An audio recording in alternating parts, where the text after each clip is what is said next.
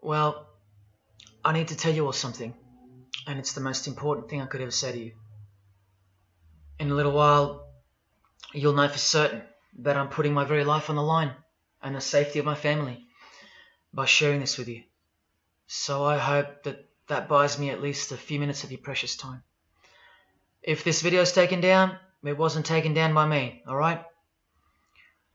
Now I'm partly doing this to wash your blood off my hands, because God saved my life on a midnight highway one fateful night for this very cause.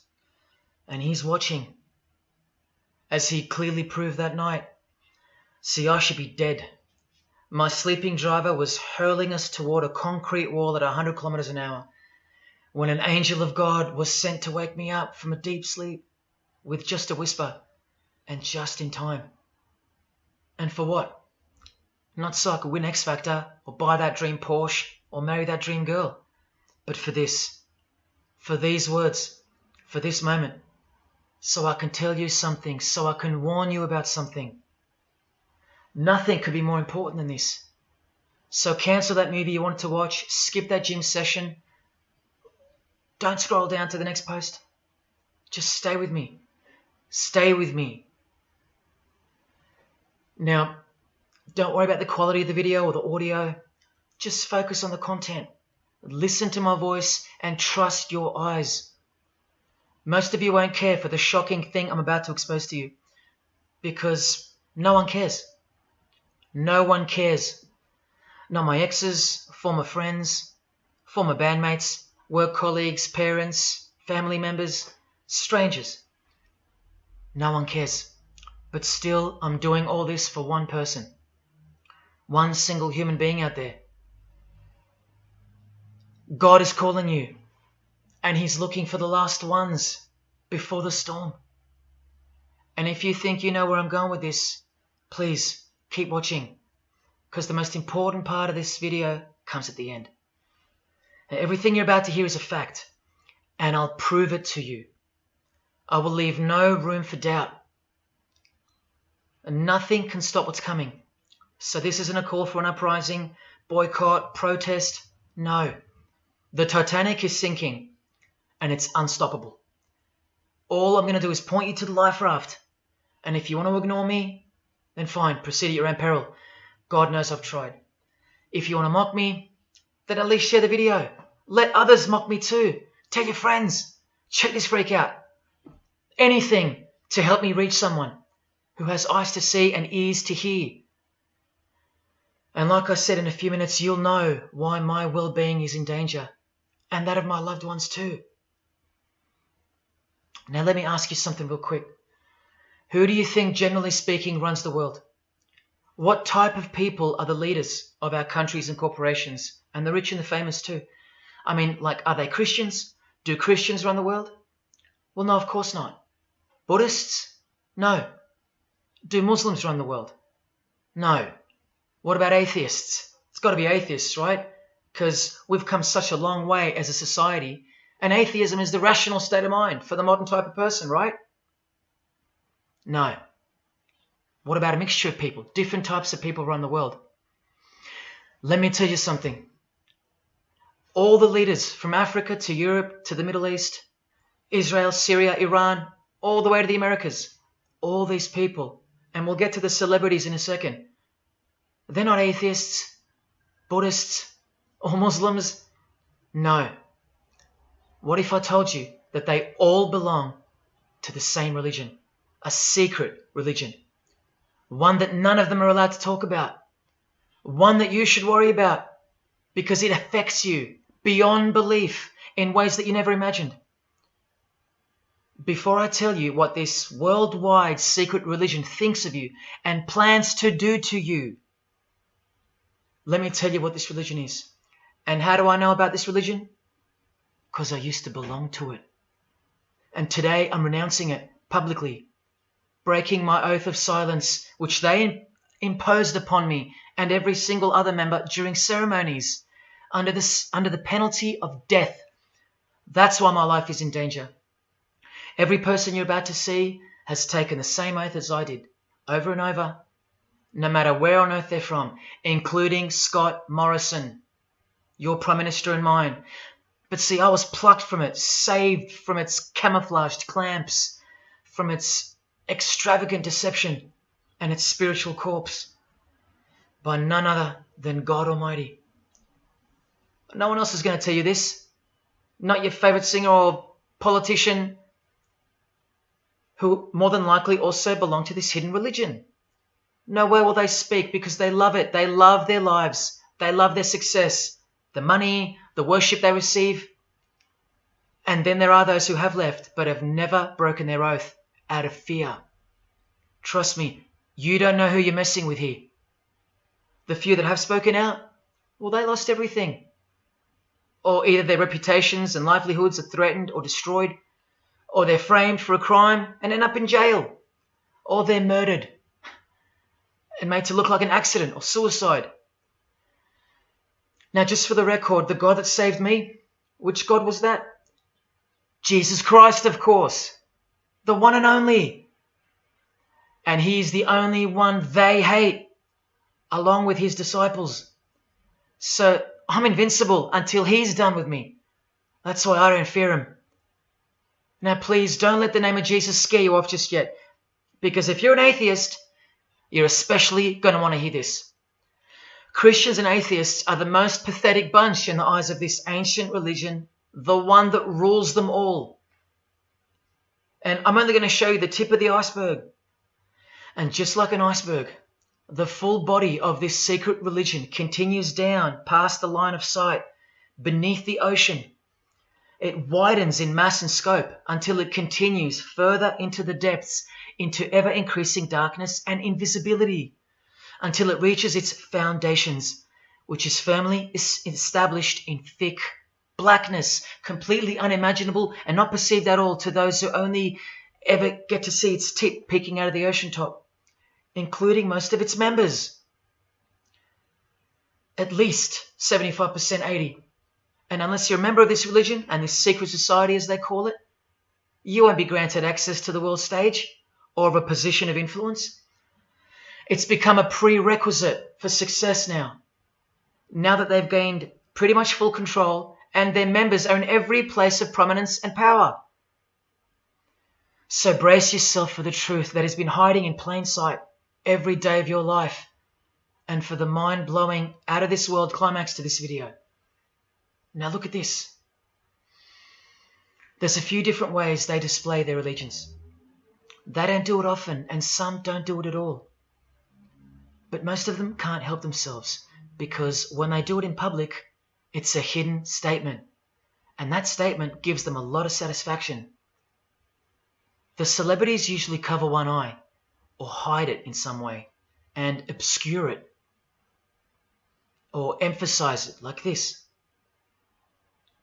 Or they close one eye, or peek through it, through this hand gesture, all to highlight one single eye. It's called the all-seeing eye. Other times they'll just display a drawn eye somewhere, or a tattoo of it. The other method they use is what's commonly known as the hidden hand. Here, for example, River Phoenix is doing both the hidden hand and the all-seeing eye, so you can see the direct connection between the two. But in the political world, usually it's done with the hidden hand, and of course, this. That's a secret handshake for the members of this secret one-eyed religion. We'll start with Scott Morrison here, hidden in plain sight as usual, for everyone to not see as usual. Look at the handshake. I was taught this very handshake, or grip as they call it, during my time in this great school of deception. Here's a picture of a normal handshake, and here's the secret handshake. Normal, secret. Now here's Scott Morrison with Daniel Andrews.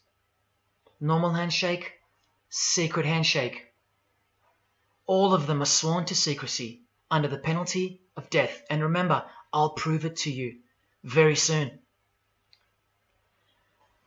Here's former Prime Minister John Howard giving the secret handshake, and Kevin Rudd bowing down to to this bloke in front of Julia Gillard, all of whom are members of the religion. And Tony Abbott, you'll see in a second, and he's Julia again.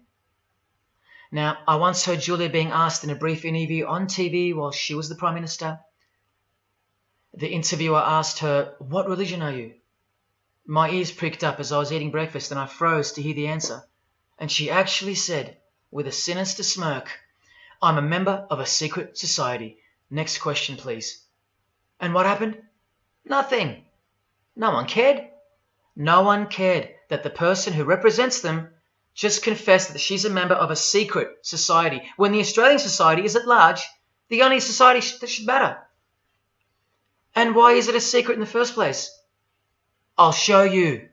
Very soon you'll know their beliefs, and you'll know their master plan, and you'll know why they take such extreme precautions with such hideous oaths of silence under the unbelievable penalties, including death, to stay hidden from the public.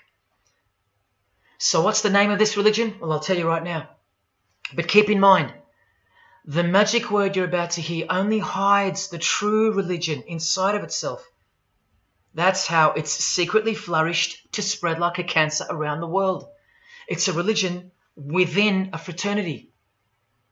The name of the international fraternity, the one that camouflages, conceals, and cloaks the secret religion inside it, is this: Freemasonry. This is their official symbol, the square and compass.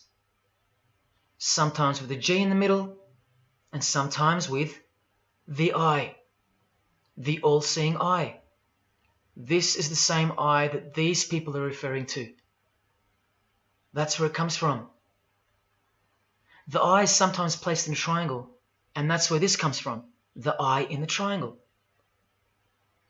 Here's Chris Angel doing it, standing also next to a mate with a square and compass shirt on. Not a coincidence. This is not something Jay-Z invented. This is the religion Jay-Z belongs to, and proudly, as you're about to see. The Freemasons also placed the eye at the top of a pyramid, because the Egyptian pyramid is integral to their secret system. Here it is on Chris Angel's shirt and Madonna's jacket. That's a Masonic symbol. The Freemasons are sometimes called the Masons for short. It'll all come together and make sense really soon. Here it is hidden in plain sight at the Australian MTV Awards. And this is the MTV headquarters, by the way. Trust me, there's no doubting this. Here's the same eye in a pyramid on a Crowded House logo. Yes, initiated Freemasons.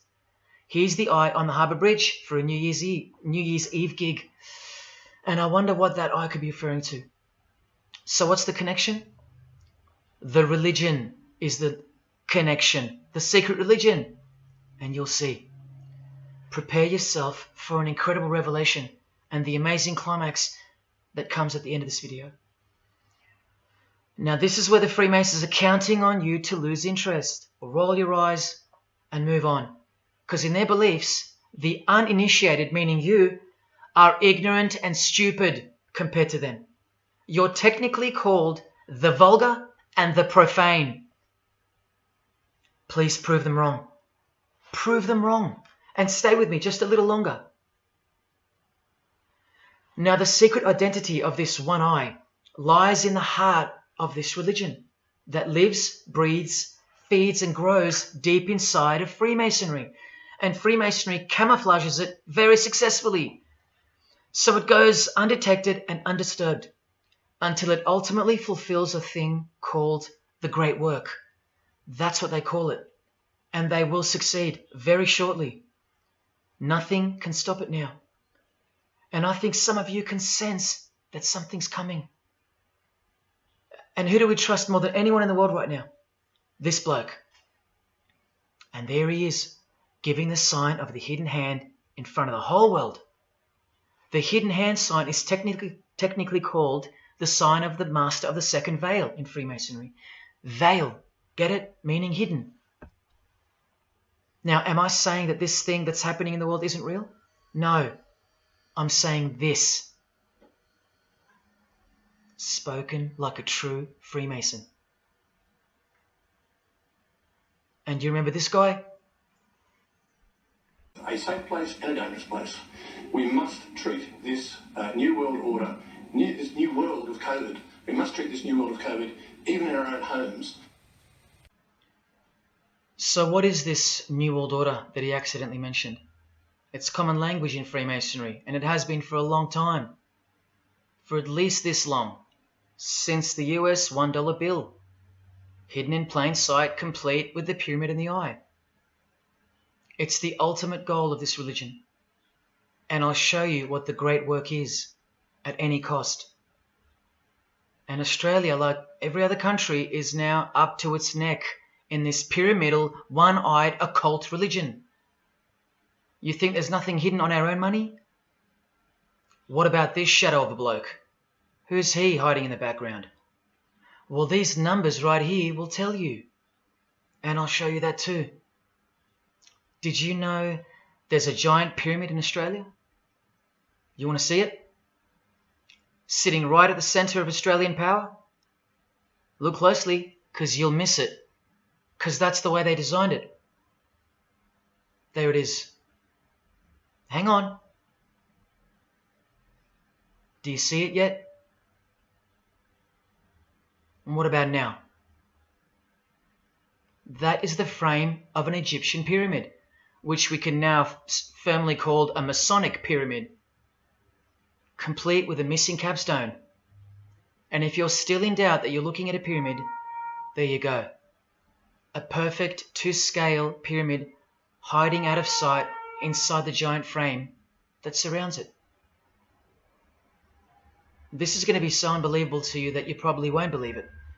Or if you're that far gone, if you really have lost touch with your own soul, you won't care. And you'll miss the opportunity to have your own eyes open first to the worst news and then to the best news you could ever wish for on this God-forsaken planet in which you're destined to lose everything you have and everything you love until eventually you lose yourself. We have to establish what this religion that's hiding inside of Freemasonry actually is, and we will. And it's shocking, but it's reality. The symbol of the Freemasons itself is not what it seems. It's a squaring compass on the surface, but it conceals something that'll become obvious when I show you. But before we uncloak Freemasonry to see its true nature, its ugly face and its shameful nakedness, because I gave you my word that I'm going to prove it to you. This is the oath they have to take. This is the oath that I took. And your favorite actors and singers, just about all your heroes, just about, even some of your relatives, who probably have no idea what Freemasonry is or was, and why they took such gruesome oaths. So for those who are going to say, my grandfather was a Freemason and he was a great bloke, or don't the Freemasons run that retirement home? Just wait. Because I'm talking to Freemasons here as well. And don't you worry, they're going to come out of the woodworks. But they're all under the oath of secrecy. Don't forget that, no matter who they are. Adele, Neil Finn, Chris Angel, or Scott Morrison. The oath comes first. And here it is. This is taken from an official Masonic publication, not intended for the public. This is Duncan's Ritual of Freemasonry. In brief, I, of my own free will and accord, do hereby promise and swear that I will never reveal any of the secrets, arts, parts, point or points of the Master Mason's degree to any person or persons whomsoever. This I solemnly, sincerely promise and swear, under no less penalty than having my body severed in two, my bowels taken out and burnt to ashes, so no more remembrance be had of so vile and wicked a wretch as I, should I ever violate my Master Mason's obligation. So now you know what they think of me. I'm a vile and wicked wretch for breaking my oath. So how can anyone ever trust a Freemason when he speaks about Freemasonry? Unless you're speaking to a rare breed like me. Never reveal any parts, not even a single point, to anyone. Here's another penalty from another degree, this time from Richardson's Monitor of Freemasonry, a legitimate Masonic publication for instructing and laying out the ritual. binding myself under no less penalty than having my throat cut across, my tongue torn out by the roots, and my body buried in the rough sands of the sea. These are the penalties they swear to. And yes, the lodge has penal authority to execute. This is how they look when they're initiated. They have to remove all their clothing and jewelry, including wedding rings, crucifixes, the most meaningful things to them, no matter what. They have to go, because complete allegiance to the society is required. You're blindfolded at every initiation because you symbolize someone who lives in utter darkness before you receive the light of Freemasonry. And that light will become so obvious to you in a bit. The secret that is being unveiled by incremental degrees to the candidates in the lodge is staring us in the face in daily life. And that truth is pretty scary if all you know and all you have is this world. But they know much more than that. At one point, when the blindfold comes off, this is what you're surrounded by. Blokes dressed like this, holding swords to your face. And that's nothing compared to what comes later.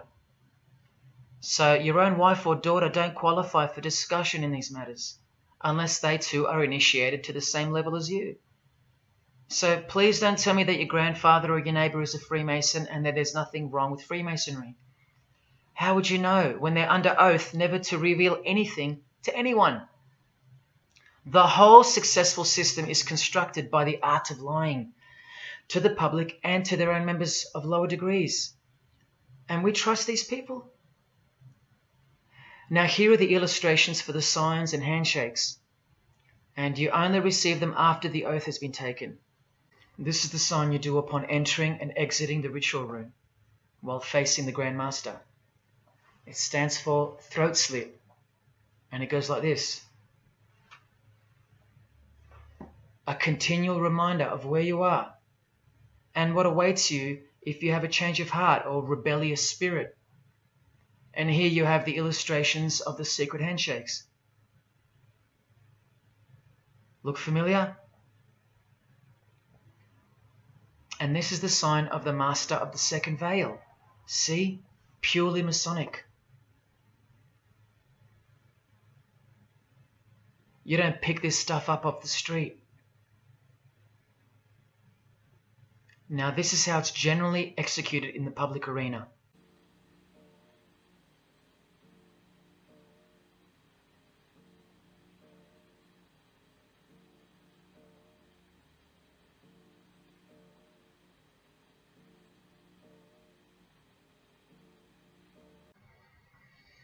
Sneaky, sneaky, huh? So when you see this, or this, you know for certain where it comes from and who they belong to. Look at Kramer on the front page of the privately circulated Freemason magazine, officially a Mason, like fellow brother Tony Abbott, and he's doing this. That's a direct link to the mysterious all-seeing eye of Freemasonry. There it is on the walls of the inside of a lodge room. So there's no reason to doubt that those who do this belong to this. This is another sign they do quite prominently. It's the sign of silence. This is from Richardson's Monitor of Freemasonry again, a finger over the lips. Now these signs are slightly morphed over time, so covering the mouth in a variety of ways is the expression of being bound to secrecy and silence. Silence or death, as Little Wayne here is portraying. Here's the oath of a second-degree Freemason on page 21 of Richardson's Monitor of Freemasonry. Binding myself under no less penalty than having my left breast torn open and my heart and vitals taken out, thrown over my left shoulder, should I wilfully transgress any part of this my solemn oath. In this degree, the penalty is to have your whole body dissected, bowels removed and heart cut into pieces and thrown into a field where you are eaten by animals, all to protect the secret religion of the rich, powerful and famous. In the Knights Templar degree, the penalty is to have your head cut off. Listen to this penalty. And this one has happened throughout history more than any other, because it works so well without having to resort to death or the threat of death, and it's easier to execute. Now this applies to all areas of industry. It's done through the ruining of your reputation by fellow Freemasons, pointing him out to the world as an unworthy vagabond, by opposing his interests, making life very hard for you, by deranging his business, by transferring his character wherever he may go, and by exposing him to the contempt of the whole fraternity, the secret society, and the world. Wow. How many people do you think they've threatened, ruined, framed, cheated, and utterly destroyed to protect their secret religion?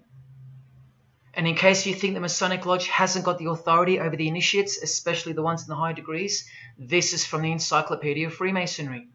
Under mandate, the orders and decrees of the Grand Master or of a Grand Lodge are called mandates, and implicit obedience to them is a Masonic obligation. And in Sickles' Monitor of Freemasonry, you plainly see they have a right to kill. A lodge has a right to exercise penal authority over its members. Exercise the penalties.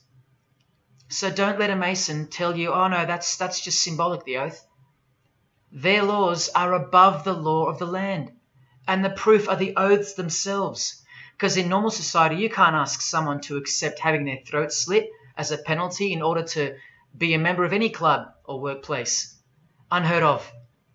But not in Freemasonry, not in the secret society world. I told you, you don't know who you're dealing with and what's coming for us all. Here's what they think of the public. Here in speaking to the candidate, it's stated, but have a care not to defile the sanctuary by a spirit of curiosity, meaning don't try to join us just for fun. And take care not to increase the number of the vulgar and profane, meaning don't invite too many outsiders to join because they're vulgar and they're profane. This is more or less an invitation-only fraternity. Here from the Encyclopedia of Freemasonry again, written for Masons only and written by 33rd degree Masonic legend Albert Mackey, stating the same thing. Masonic definition of profane. One who is ignorant of the sacred rites of Freemasonry. One who is not allowed to enter the temple and behold the mysteries. And here, being uninitiated. That's the world at large. And here from this old ritual book written by the same legendary author, in the 33rd degree initiation, the Mason drinks wine from a human skull, which has been the cause for a few to leave Masonry, because they wonder, whose skull is this? In the 30th degree, part of the ritual involves stabbing skulls. Illustrated right here.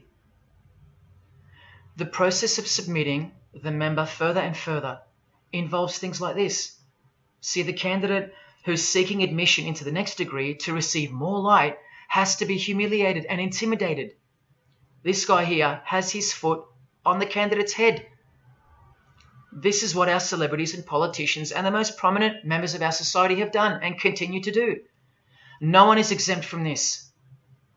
And this is the intimidating and frightening path that you must take that binds you to the secret society before you are revealed the true beliefs of the religion. So can you see the risks I'm taking? You have to stay till the end. Don't let me down. Don't let yourself down or your fellow man. Believe me, it'll be worth it. Now here's one of the 3 greatest Freemasons of all time, who actually helped construct the 33 degrees or rituals of modern Freemasonry, Albert Pike. A hideous man with a deeply complicated mind, and one who will soon help you to see who they really are. This is how important he is to Freemasonry. He's buried here, in the House of the Temple, a Washington Masonic Lodge, just around the corner from the White House. He was called the Grand Commander, Sovereign Pontiff of Universal Freemasonry, a giant of this secret society, the only Confederate general who has his own statue. And who were the Confederates? The dudes that fought for slavery, not against it, defeated by Abraham Lincoln, who was surrounded by these Freemasons, and who was assassinated by this one, John Wilkes Booth.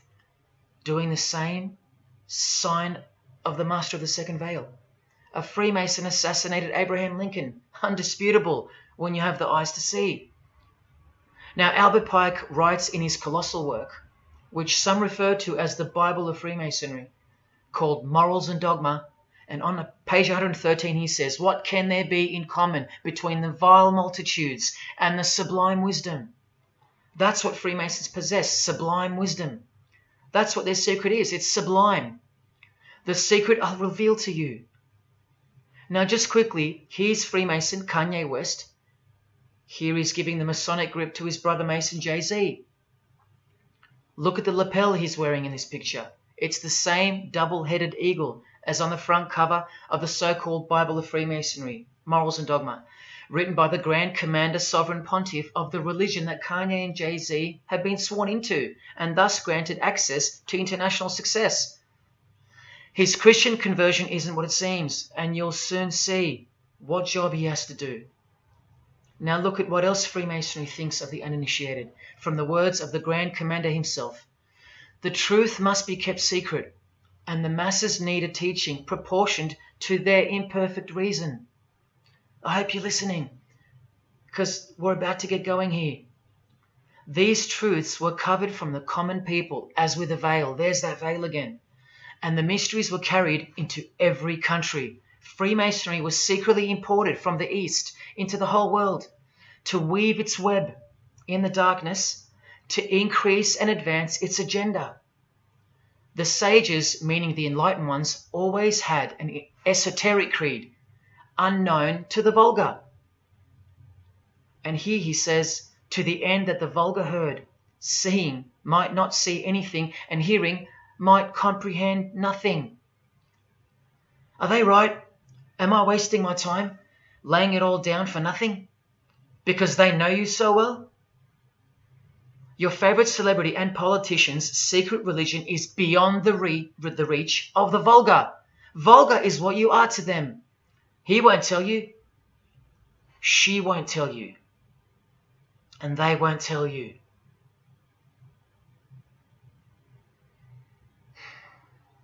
Because the other obscene penalties from the rituals of Freemasonry include having your ear and hand chopped off, or both hands,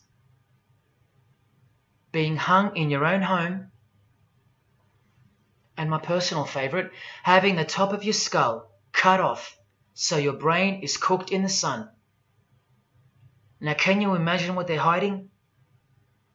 And then the ritual monitor goes on to illustrate the same secret handshakes and signs.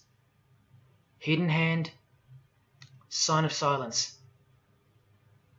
These people mocking us, sometimes to our face with their symbolism, while we respect them, admire them, and sometimes even love them and idolize them.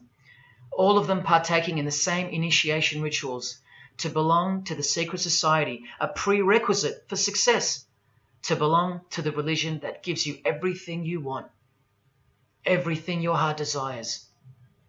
While the Gospels teach accurately that the heart is wicked.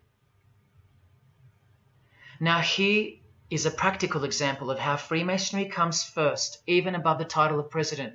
Here's a portrait of George Washington doing the sign of the Master of the Second Veil, and here, Freemason, before and above president. And if you think that's just by chance that they put the word Freemason above president, then here, read this genuine quote from Harry Truman. This should tell you how deep the consequences of Masonic initiation go and what lies deep within. It's Freemasonry above everything else. There's the Queen showing her allegiance over and over. And here's the Queen leaving a very special hospital with a very special nurse. And this was the Queen's father, fully dressed in his Masonic regalia, and that God-forsaken apron they wear, which also hides something, just like the square and compass. In fact, what the apron hides is what the square and compass really represents. And it's staring you right in the face. Can you see it yet? Prince Charles, handshake, hidden hand. Prince Harry, Prince William. And here is the Grand Master of English Freemasonry, Prince Edward, also in full gear. What a lovely looking chap. And now he's giving the Masonic grip in front of this stone that was placed there to memorialize his visit to Cape Town Lodge. And what about this guy? Prince Philip, husband of the Queen. Do you remember him saying this? Yeah, and here's the article in case you think he didn't. Initiated member. Do you slowly see what the Masonic mindset is? We are beneath them.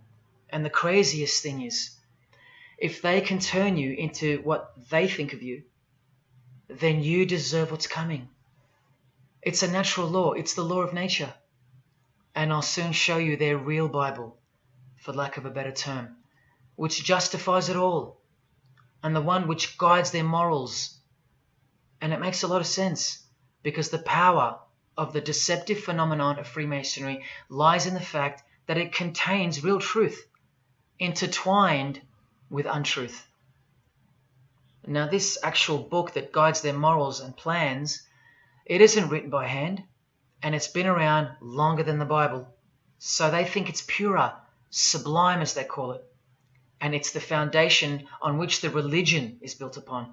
And that Bible, so-called, that unwritten Bible, is the key to unlocking its secrets. I'm going to hand you that key. And it's all going to come together like a flood. So they're going to own it all by their own words and actions. And they're going to introduce us to a new system of life, but only after a number of shocking events take place, which I'm so close to telling you about. But first, I have to tell you the name of the secret religion and the identity of the I.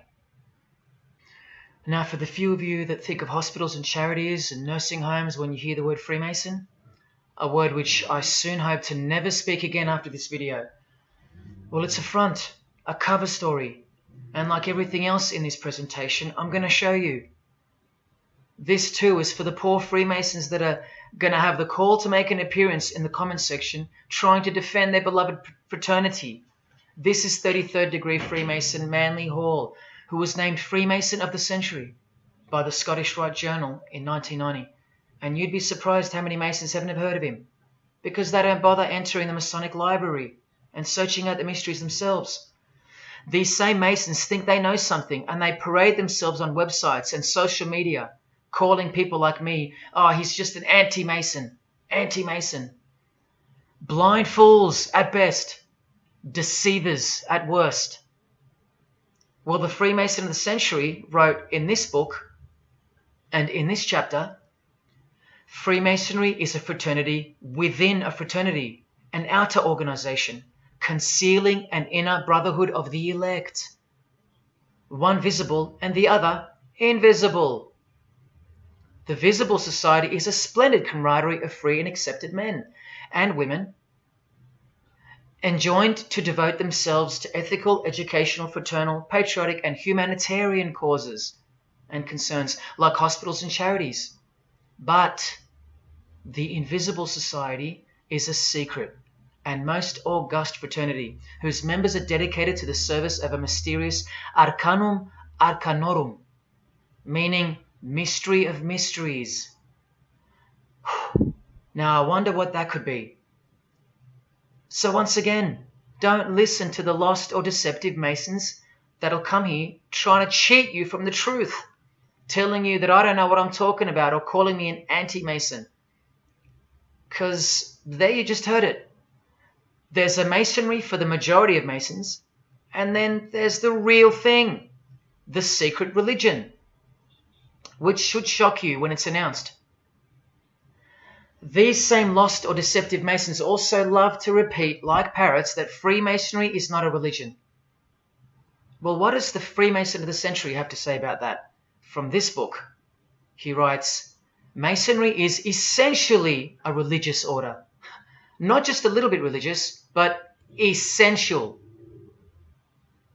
And here, the iconic giant of Freemasonry says in Morals and Dogma, every Masonic lodge is a temple of religion, and its teachings are instructions in religion. So please, sit down, Masons, because Freemasonry is a religion. And soon, I'm going to tell you what it's really called. Now look at this from the same book, and speaking about fellow Freemasons being initiated in the lodge room. Part of the symbols are displayed there to the initiate, but he is intentionally misled by false interpretations. Their true explication is reserved for the princes of Freemasonry. The whole body of the royal art, which you'll know all about soon, was hidden so carefully in the higher degrees. So you see, the whole thing is built on lies. And the ultimate liar lives inside the triangle, above the pyramid, so that even the highest Masons are living a monstrous lie. Wake up, Masons. Even you are deceived, just as the public is. Unless, of course, you're hungry enough to want to acquire all the power and climb up that pyramid closer to the eye that sees all. In that case, close your mouth, go back to your lodge, and good luck to you. Or, of course, grow some kahunas and be honest. But then you can't, right? Because you'd be breaking your oath. Sad. Oh, it's good to be free, under the wing of the true master. Stick around if you're interested, and you'll get to see some wonder. When I pull that cloak called Freemasonry right off, and those that are still here watching will get to see the true colours of the nakedness and the horror of the Masonic Lodge, and the religion that rules them all. Another thing that Masons will repeatedly say is that this has nothing to do with Freemasonry, and it's just a conspiracy theory. Well, the 33rd degree Freemason of the century also wrote this book about 100 years ago, The Secret Destiny of America. And look at the front cover. And I'll tell you why America is so important for the ultimate goal of the secret society. It's disturbing, but it's also essential in understanding the near future and what's going to take place. So for the Freemasons that still say that this is not a Masonic design, especially this Masonic website called Masonic Info, insisting here that even the eye in the triangle or pyramid is not Masonic. Completely laughable and pure disinformation for the stupid masses. Try arguing against this. This is from a 1960 copy of the New Age magazine, an official organ of the Supreme Council of 33rd Degrees. No higher authority in the United States to speak of the relationship between Freemasonry and the US $1 bill. Masonic symbolism in a $1 bill. Look at them all. 13 leaves, 13 bars, 13 feathers, so on and so forth, and of course, this. The Masonic all-seeing eye. Located in the pyramid. So, you think this is a conspiracy theory? Or just a plain conspiracy? Well, here's JFK, yes, a Freemason, but one who had enough when he wanted to print money disassociated from the Masonic central banks, just like Abraham Lincoln, and he paid the price for it as well. Listen to the speech we never hear about in school, more proof that they control the education system here and everywhere. Please, just have a quick listen to this. Ladies and gentlemen, the very word secrecy is repugnant in a free and open society, and we are, as a people, inherently and historically opposed to secret societies, to secret oaths, and to secret proceedings. For we are opposed around the world by a monolithic and ruthless conspiracy that relies primarily on covert means. I am asking your help in the tremendous task of informing and alerting the American people.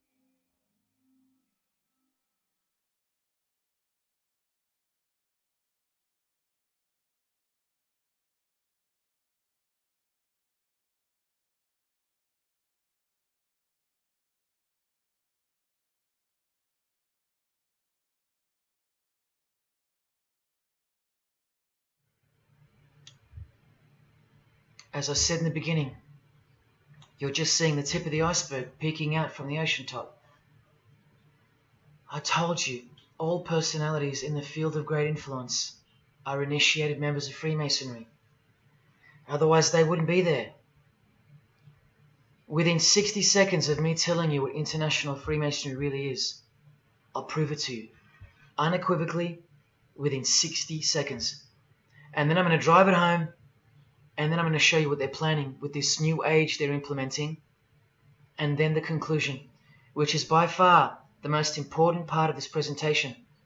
So when you hear me tell you the truth in just a moment, don't switch off in disbelief because you can't believe that your favorite idol or whoever could possibly be involved, like you know them or something. You don't know these people. You do know that they're under oath never to reveal their beliefs to you. The vile multitude. It's time to trust your eyes now, not your feelings, especially after all that I've shown you. This is why the secret religion is so hidden.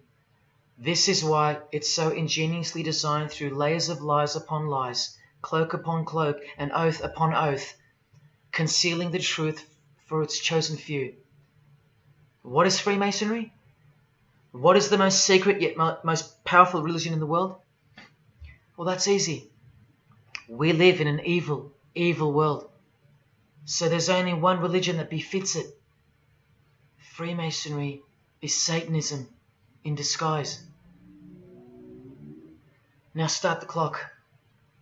From Morals and Dogma, prepared for the Supreme Council for 33rd degree. That's the highest degree in Freemasonry, and written by the undisputed heavyweight champion of modern Freemasonry, Albert Pike.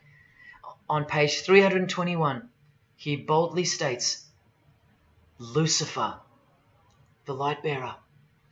Strange and mysterious name to give to the spirit of darkness. Lucifer, son of the morning. Is it he who bears the light? Doubt it not.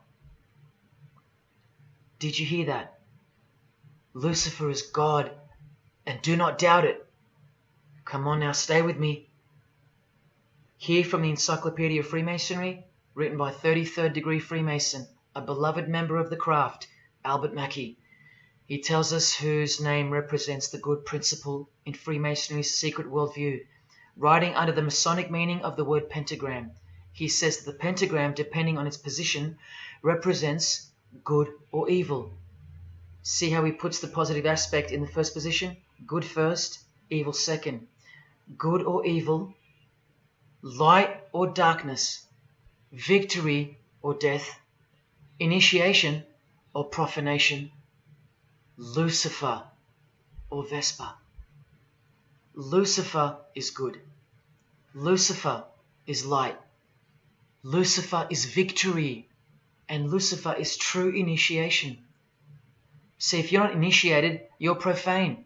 If you haven't figured out that God is Lucifer, you're vulgar and profane. You're stupid, in their own words. That's the beginning of their big secret. God is the devil, and we're already in hell right now. Now from the Freemason of the Century, Manly Hall, and this will make it 3 out of 3 legends of Freemasonry stating the same thing. In The Lost Keys of Freemasonry on page 76, when the Mason learns that the key to the warrior on the block is the proper application of the dynamo of living power, he has learned the mystery of his craft. The seething, surging energies of Lucifer are in his hands. Do you see? The world's hidden religion, with its universal one-eye symbolism, who was revealed slowly and by degrees only to its dedicated members, is Satanism, or Luciferianism as they prefer to call it. Now all the oaths make sense, don't they? Now all the rituals make sense. Now all the penalties make sense. And their secret signs and symbols and handshakes all make sense. While the bulk of Freemasons make the external image of the fraternity and know nothing of who rules over them and who or what they're protecting. But which craft do you think the Freemason of the Century is talking about here?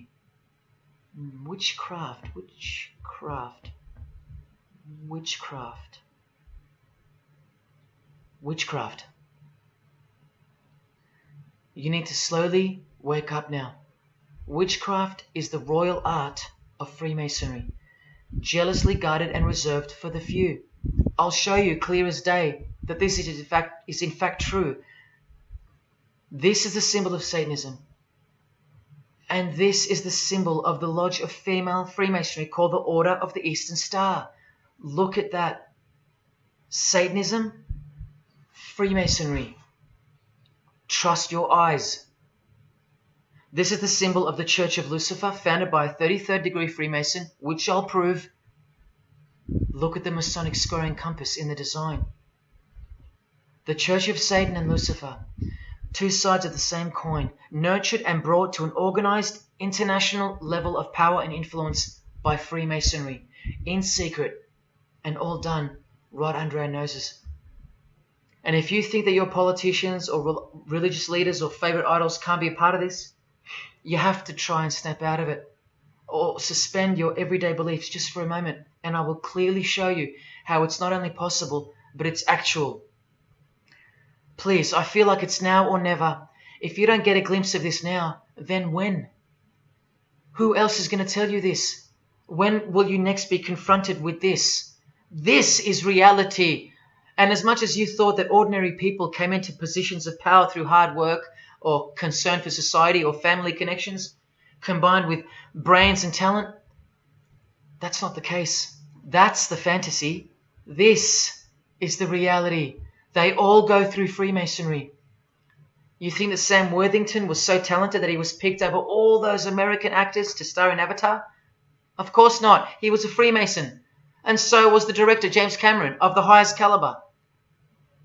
You have to remember that to them, Lucifer is good. Lucifer is the liberator. Jesus is the suppressor. Lucifer is pure love. Jesus is impure love. Lucifer left heaven for you. Jesus was crucified because he was a false Messiah. The world has always been deceptive, and we have been magnificently deceived. Here is an incredible example. Pay attention. This should blow your mind. Charles Darwin, the father of atheism and rationalism, was an initiated Freemason, doing the hidden hand of Freemasonry in this picture, and the vow of silence in this one. This would have remained unknown to us because no one's going to teach us this. But now we have the tools to see his beliefs, not through his words, but through his signs and symbols. I told you they can't help but to show off their religions, because they think we're stupid, vile, and ignorant. And I've proven that to you as well. So once again, are you going to prove them right by switching off and ignoring this? Well, unfortunately, more than 90% of you will. What I'm giving you here is priceless knowledge, because no amount of money or success can substitute its importance. And I'm risking everything but my own salvation to share it with you. If only for the few of you.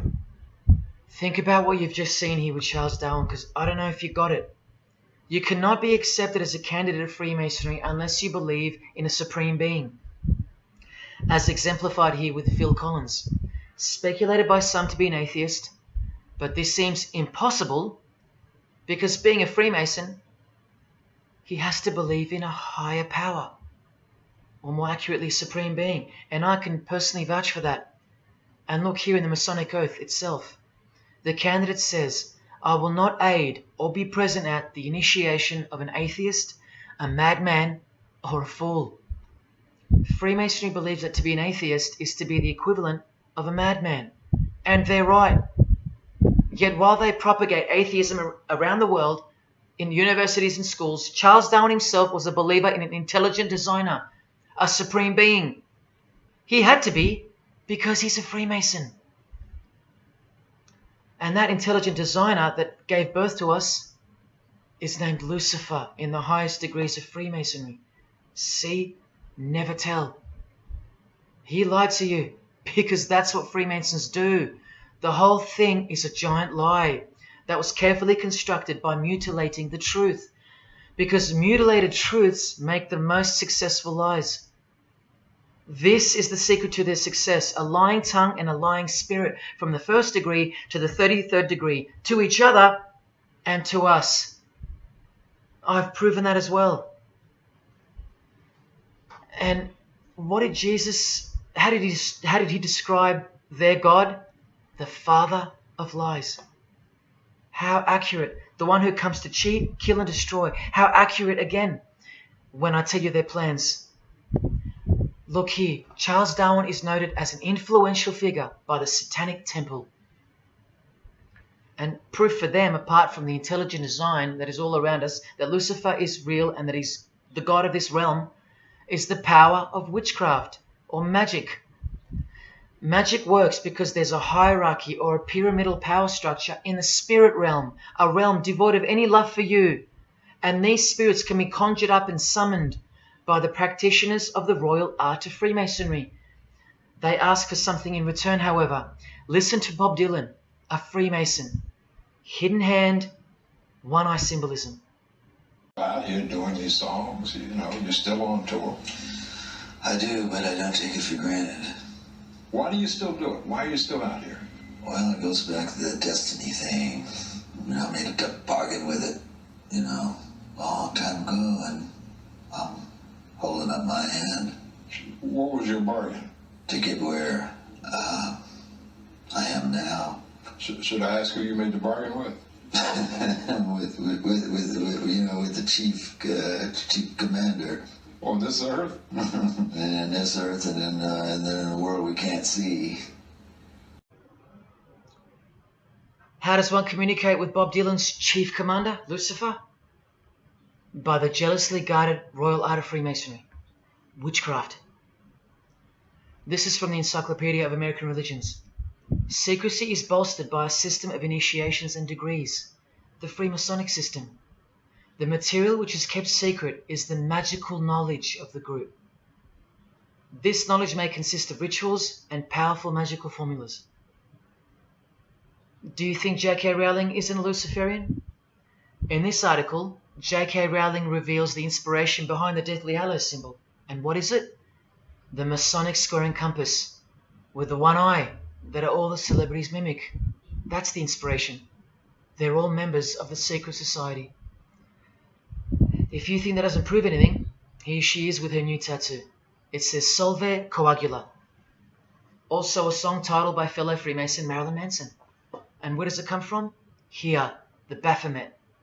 The image of Lucifer as conceptualized by another Freemason, Eliphas Levi, in his book, The Doctrine of Transcendental Magic. This horrid thing, with breasts, a penis, and a goat's head with 2 horns, has these words written on its arms, Solve Coagula. The impact of the meaning of these 2 words should disturb you to soberness when I tell you about them. Because apart from other things, they involve the process in which the new system will be implemented at unbelievable cost to you and I. Here's a statue of the Baphomet at the temple, Satanic Temple, complete with 2 little kids admiring it. That's J.K. Rowling's religion, Satanism. The secret religion for the highly evolved and the highly successful. Welcome to the real world.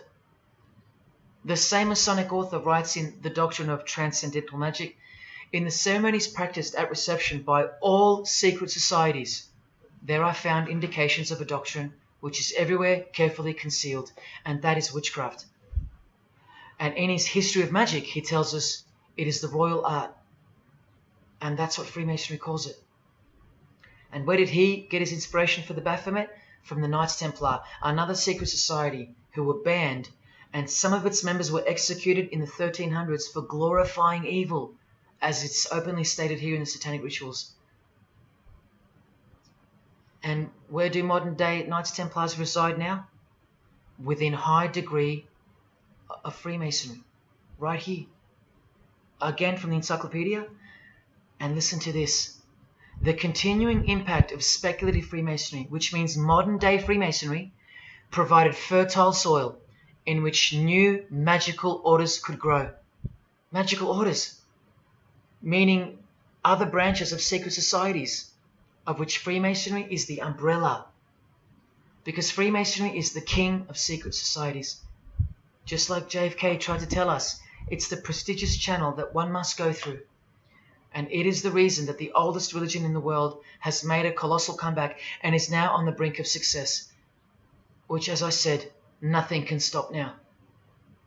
And again from the encyclopedia, the groups wear ritual garb and meet in magical lodges. And where do Masons meet? In the Masonic lodge. Like here with a magical pentagram on their checkered floorboard. Are you believing your eyes? Or are you making excuses?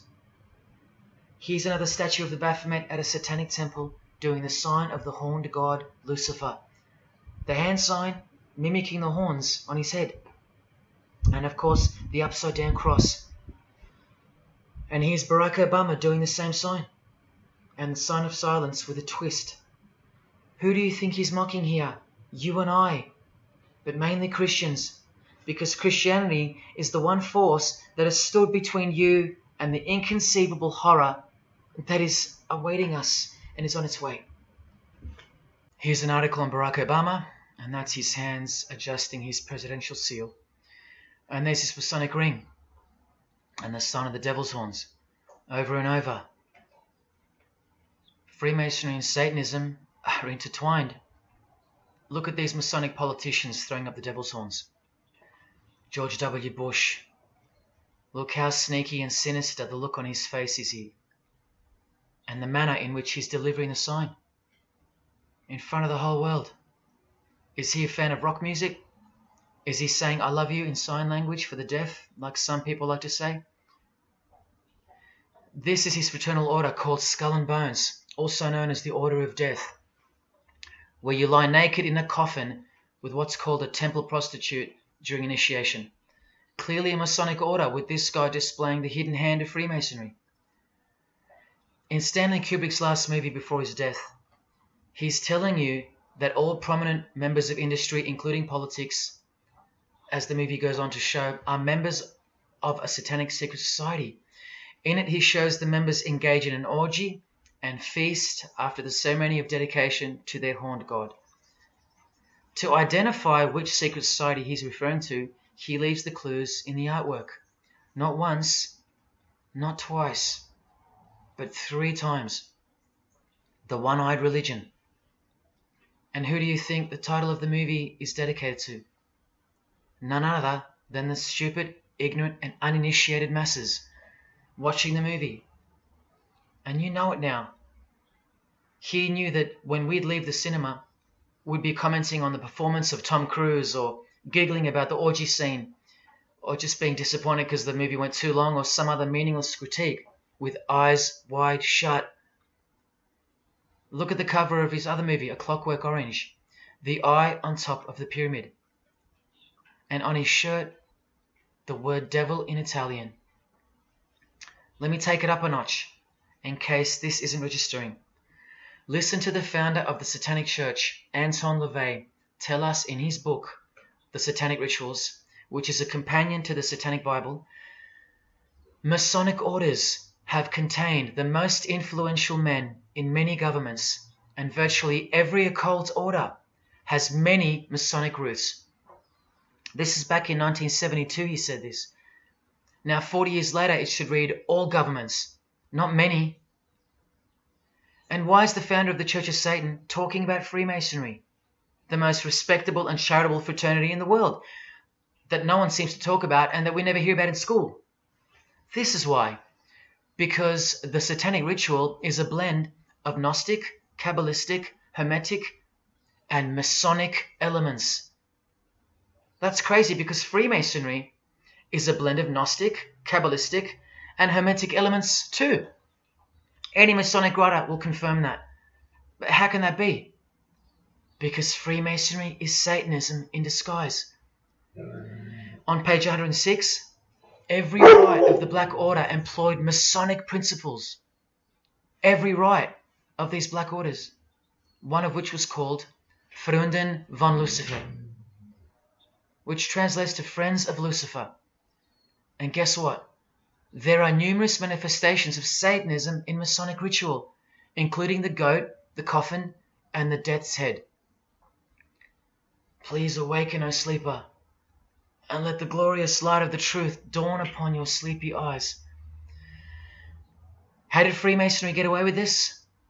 Just like Jesus, the greatest enemy of theirs, said they would, by dressing the wolves as sheep.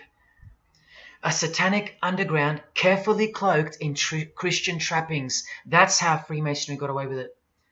We can't find out about it because they run the media and the education system clearly. John F. Kennedy was brutally assassinated after he attempted to inform us that we are opposed around the world by a monolithic conspiracy. Did he know that Lucifer was the god of Freemasonry? I don't know. The Grand Master of my lodge, who was the mayor of the city, was a 32nd degree Freemason. That's one short of the top, one short of the true beginning of the secret religion, and he had no idea what Freemasonry really was. After 42 years in the lodge, they never invited him into the 33rd degree initiation because he couldn't see past the Christian trappings, as they were designed to do exactly that, trap the Christian, or trap anyone else who was too sensitive to behold the truth. Thus, Freemasonry could halt their progress at any time without suspicion because it's a rare thing to reach the 33rd degree, and every Freemason knows that. So that there are no rude awakenings that take place with those that aren't ready to embrace Lucifer as the true god of Freemasonry and the world. This is an ingenious system, birthed by what must have been demonic inspiration. Anton LaVey says that this ingenious system I speak of serves as a rudimentary screening process for organized Satanism. Exactly right. It's a filtering process, as I've said earlier. An international filtering process from which men and women are picked and permitted to enter the world stage. And I'm saying all this for those who naively think that politics and magic ritual do not mix. That's the founder of the Satanic Church. He admits that. Admissions that were never heeded because no one cares. How else did the Freemasons pull the wool over our eyes? The companion to the Satanic Bible tells us that as well. By filling the world with fools. And who's the biggest fool in the eyes of Freemasonry?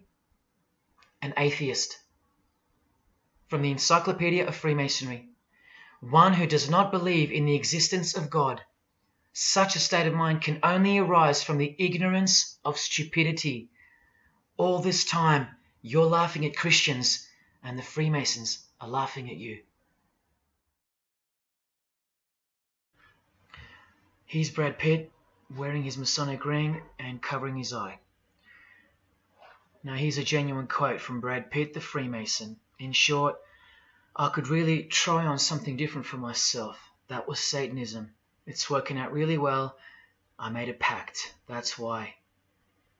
You don't believe him? Bob Dylan does. And the hand sign they all do. Allow me to show you what it symbolizes. And now that you know what you know, it should make sense to you. It stands for 666. Yes, indeed. Satan's number, foretold by Jesus Christ. Now just hang on, let me prove it to you. Here it is for all to see on this shirt design, worn by Guns N' Roses guitarist Slash. See the I in the middle of the 6? Repeated 3 times.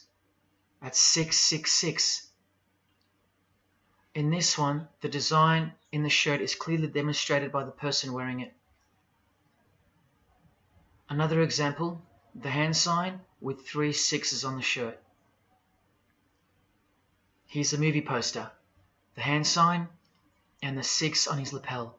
Connect the dots. Here's Don Cheadle, the hand sign, and here he covers one eye with the dice. What's the number on the dice that he holds toward the camera? 6. There's literally 3 6s that manifest in the hand sign itself, like this. That's why they do it. Here's Drake with the most obvious example, holding up the hand sign with the all-seeing eye of Lucifer on his bicep. And here, blatantly connecting the 6 to the hand sign on the artwork to one of his songs. The hand sign over one eye, obviously signifying a 6. This is proof. The number is mystical and it's grounded in reality, and it's related to sex rituals within witchcraft. You'll see, I'll show you. But if that's not enough, there. Drake is clearly intending that hand sign to be a way of communicating the number 666. A hater of Christianity and Jesus Christ. But I wonder why. He has everything he desires. Christians aren't suppressing him. He doesn't hate Buddha or Muhammad. None of them do. No. Jesus is who they hate. But they protect Freemasonry by communicating its presence in their lives, not by word, but by symbols and signs. Disciples of Lucifer. While you don't believe it, they take it very seriously, and they mock you by displaying it in your face. They know the truth. The chief commander, the one at the top of the pyramid, is Satan, the god of this world, just like Jesus told you who he is. Britney Spears doing the 666 over the eye, and look at this. The devil's horns while she wears the seal of the US $1 bill, designed by Freemasons. You know why now. You just have to stop denying it. Freemasonry is Satanism in disguise.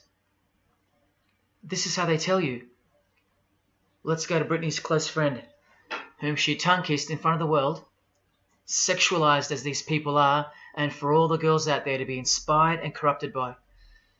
Madonna, wearing the same Masonic design as Britney. 666 hand sign, the one eye symbolism, and the vow of silence. The vow of silence with her fellow practitioner of witchcraft. The Masonic eye in the triangle behind her, and now the upside down cross of Christ on her outfit. A member of the secret society who hates Jesus with a passion, as you can see here with Lucifer, the god of Freemasonry, giving her oral sex. Deep despisers of Christianity. Are you wondering why yet?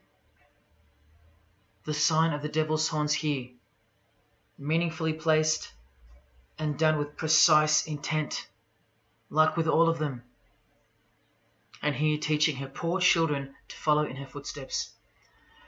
Truly only God knows how many young people she's perverted in her career, all orchestrated by Freemasonry. Here's the founder of the Church of Satan again, Anton LaVey, showing the horn sign. The horned god of the witches, as illustrated by Una Woodruff in her book Witches. And here, with a member of the Agora sect of Hinduism partaking in a ritual of the oldest religion of the world. She's drinking blood here from what? A human skull. Sound familiar? That's right. That's what all the high-level Freemasons do, except they use wine, until they themselves are invited into the secret religion. It's ritualistically done to gain magical abilities, not a myth. And look at her hand sign. It's also known as the El Diablo.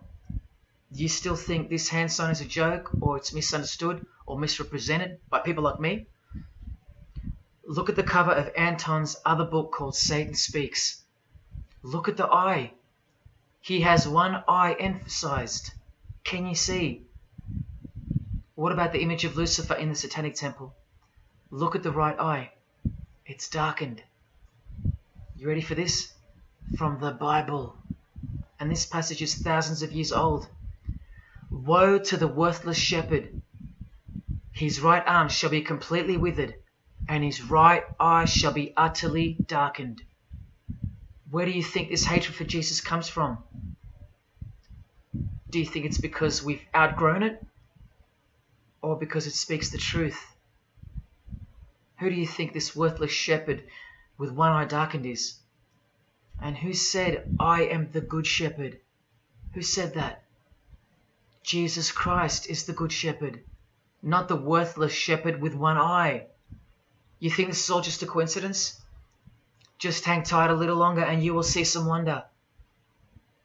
Here's Anton LaVey with Freemason Marilyn Manson, and here's Marilyn covering his eye.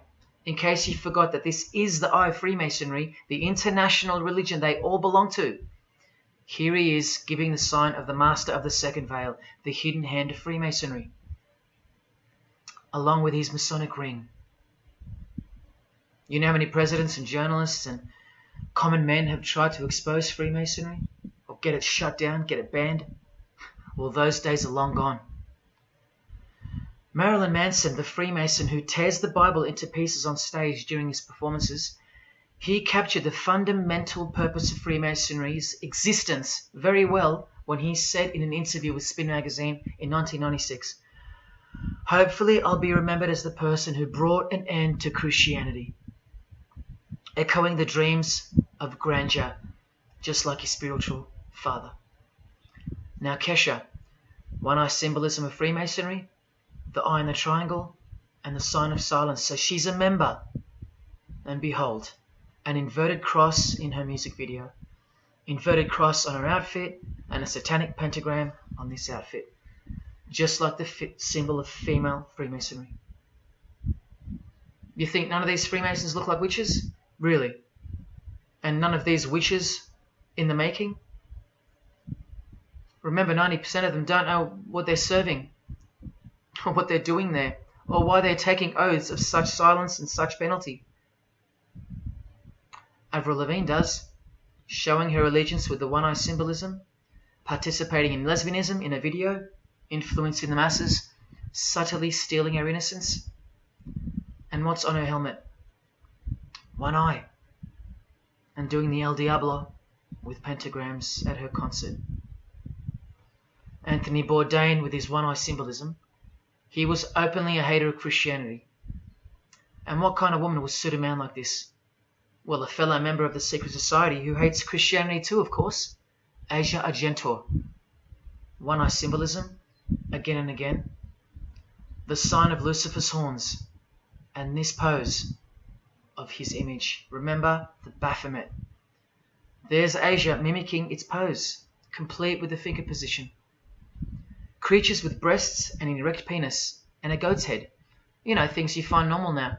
Thanks to international Freemasonry, normalizing evil and filth through multiple levels of and avenues of propaganda and influence, including television, movies, music videos, schools, education, through legislation, through passing of laws to protect the evil nature.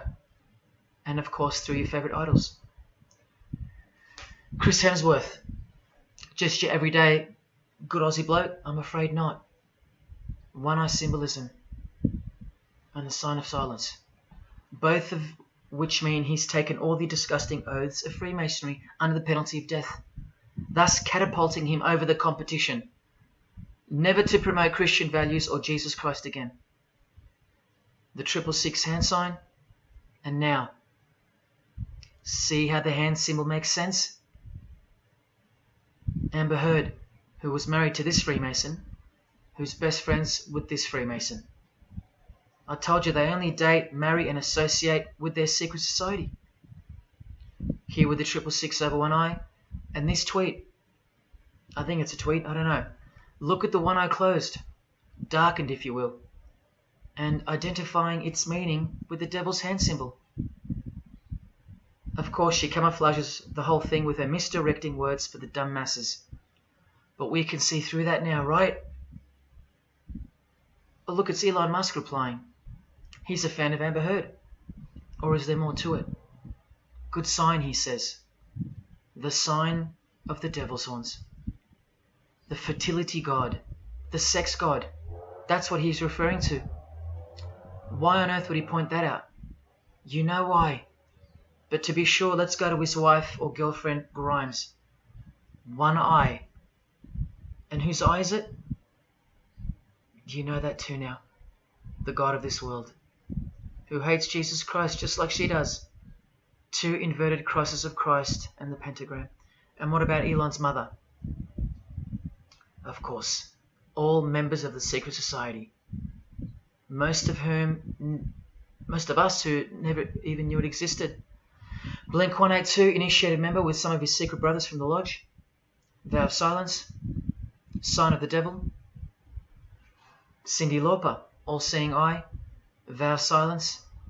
the sign of the god of this world. Christian Bale, who thanked Satan at an award show, doing the sign of the master of the second veil, the hidden hand of Freemasonry. Ashley Tisdale, all-seeing eye, social media post, and hanging out with her boyfriend, who proudly wears the satanic cross. You think they belong to the same religion? Of course they do. Bonnie Wright, one eye and the satanic horns. John Cleese, I include him here because he's a well-known hater and mocker of Jesus Christ and Christianity. He got rich off it, and he's a proud Freemason, showing his allegiance. Motley Crue, Nikki Sixx, Tommy Lee, Vince Neil holding a cross upside down, and their album cover. Secretly Freemasons under oath while promoting Satanism in the open, doing their job and influencing the masses to hate Jesus and Christianity and to live a life of sin through seduction of their music. Secret Society member Jimi Hendrix hiding one eye and telling you about the secret powers of music.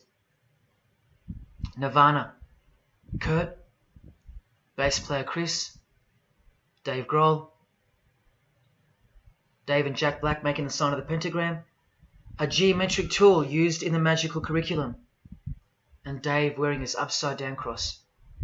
Hard to listen to all those beautiful songs he's written now. Courtney Love and her daughter glorifying the symbol of Satan, and Nirvana discovering something on a road trip while covering some numbers up. Proud Satanists, all secret Freemasons. Here's Quentin Tarantino.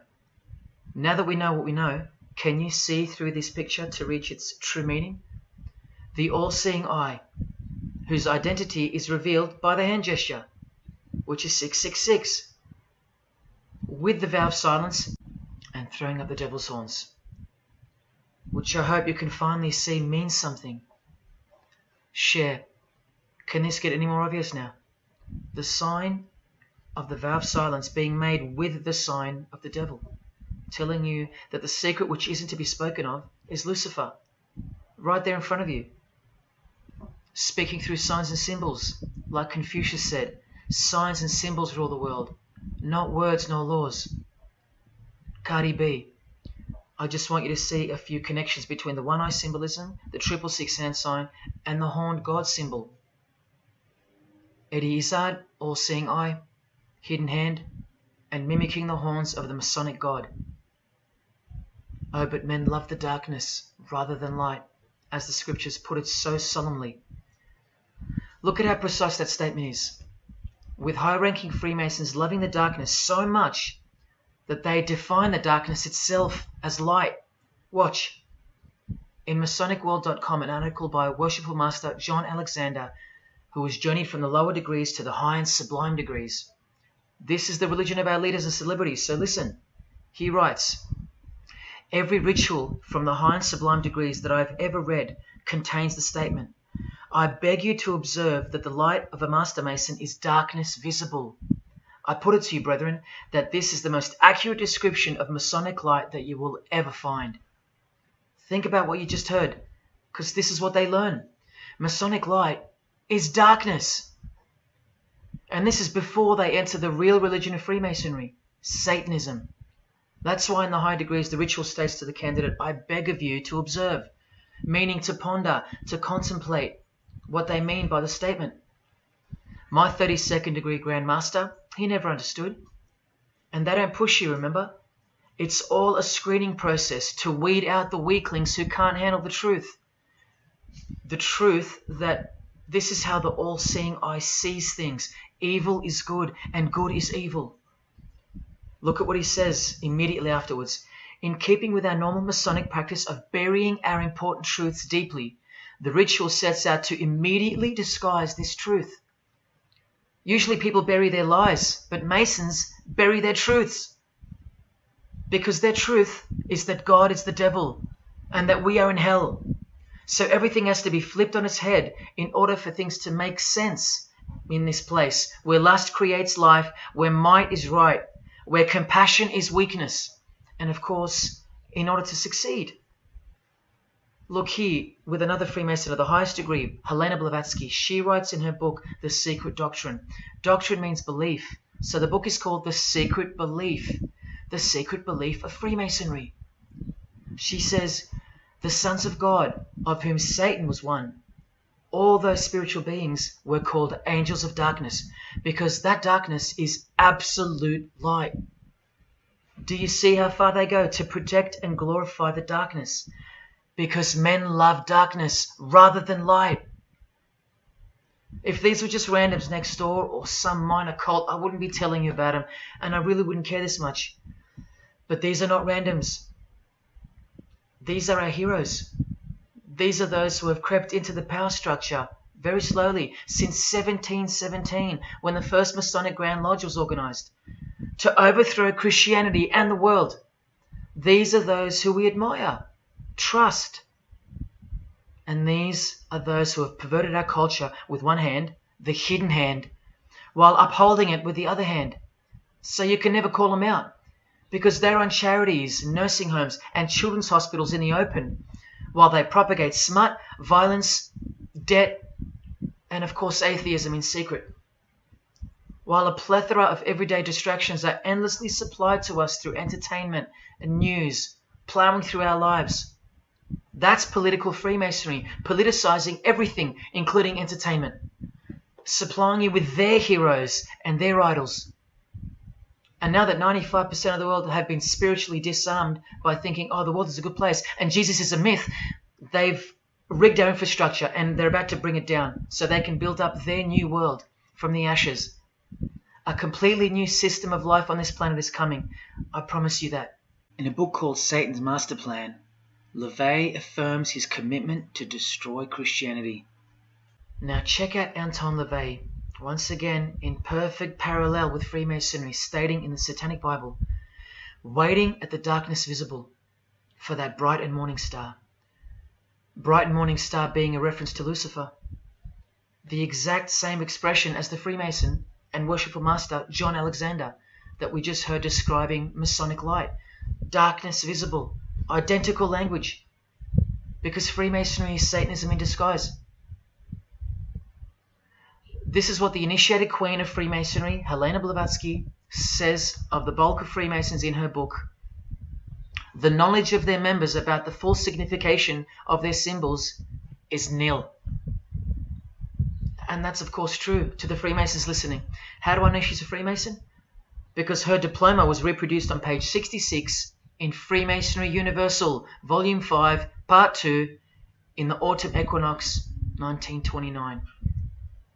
And also because she's displaying the Masonic penalty sign, like all these Freemasons. Drew Barrymore, all-seeing eye, vow of silence. And see, the symbol of her secret god.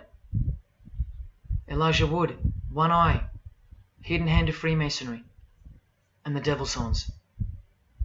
Sammy Davis Jr., the eye of the Freemasons is the all-seeing eye of Lucifer.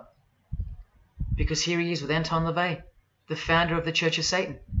So when you see him hanging with other celebrities like Bill Cosby, can you be sure that they belong to the same religion? Sure you can. I told you they don't hang out with the uninitiated. You think the Rat Pack weren't Freemasons? Well, here's their leader, Frank Sinatra, doing the hidden hand.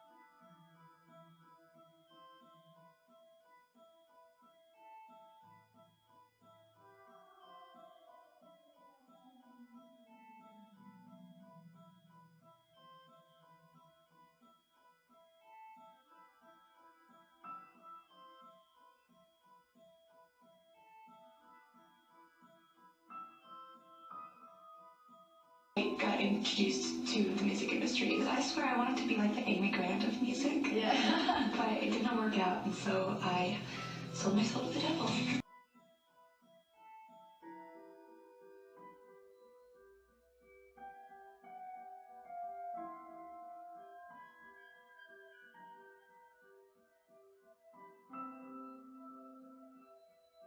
On that, have you considered maybe doing more acting? I only had a few lines. It was fantastic, but I can't really tell you anything else. But it was. Sure you can. I know I can't. It's very secretive. It's a very secret society.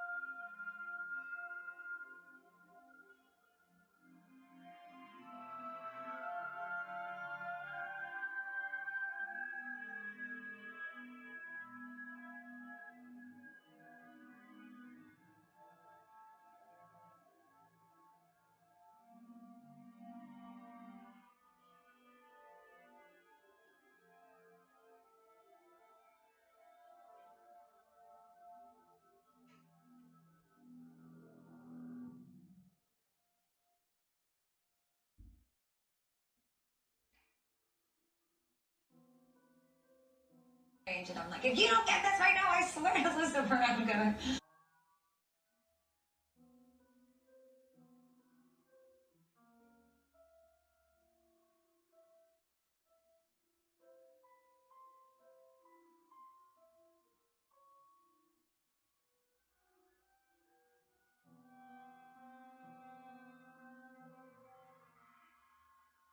poker facing with your sexuality. When I was making love to my old boyfriend, I used to think about women sometimes. Oh, good Lord. I'm sure he was delighted when you told him. Oh, good Lord. I'm sure he was delighted.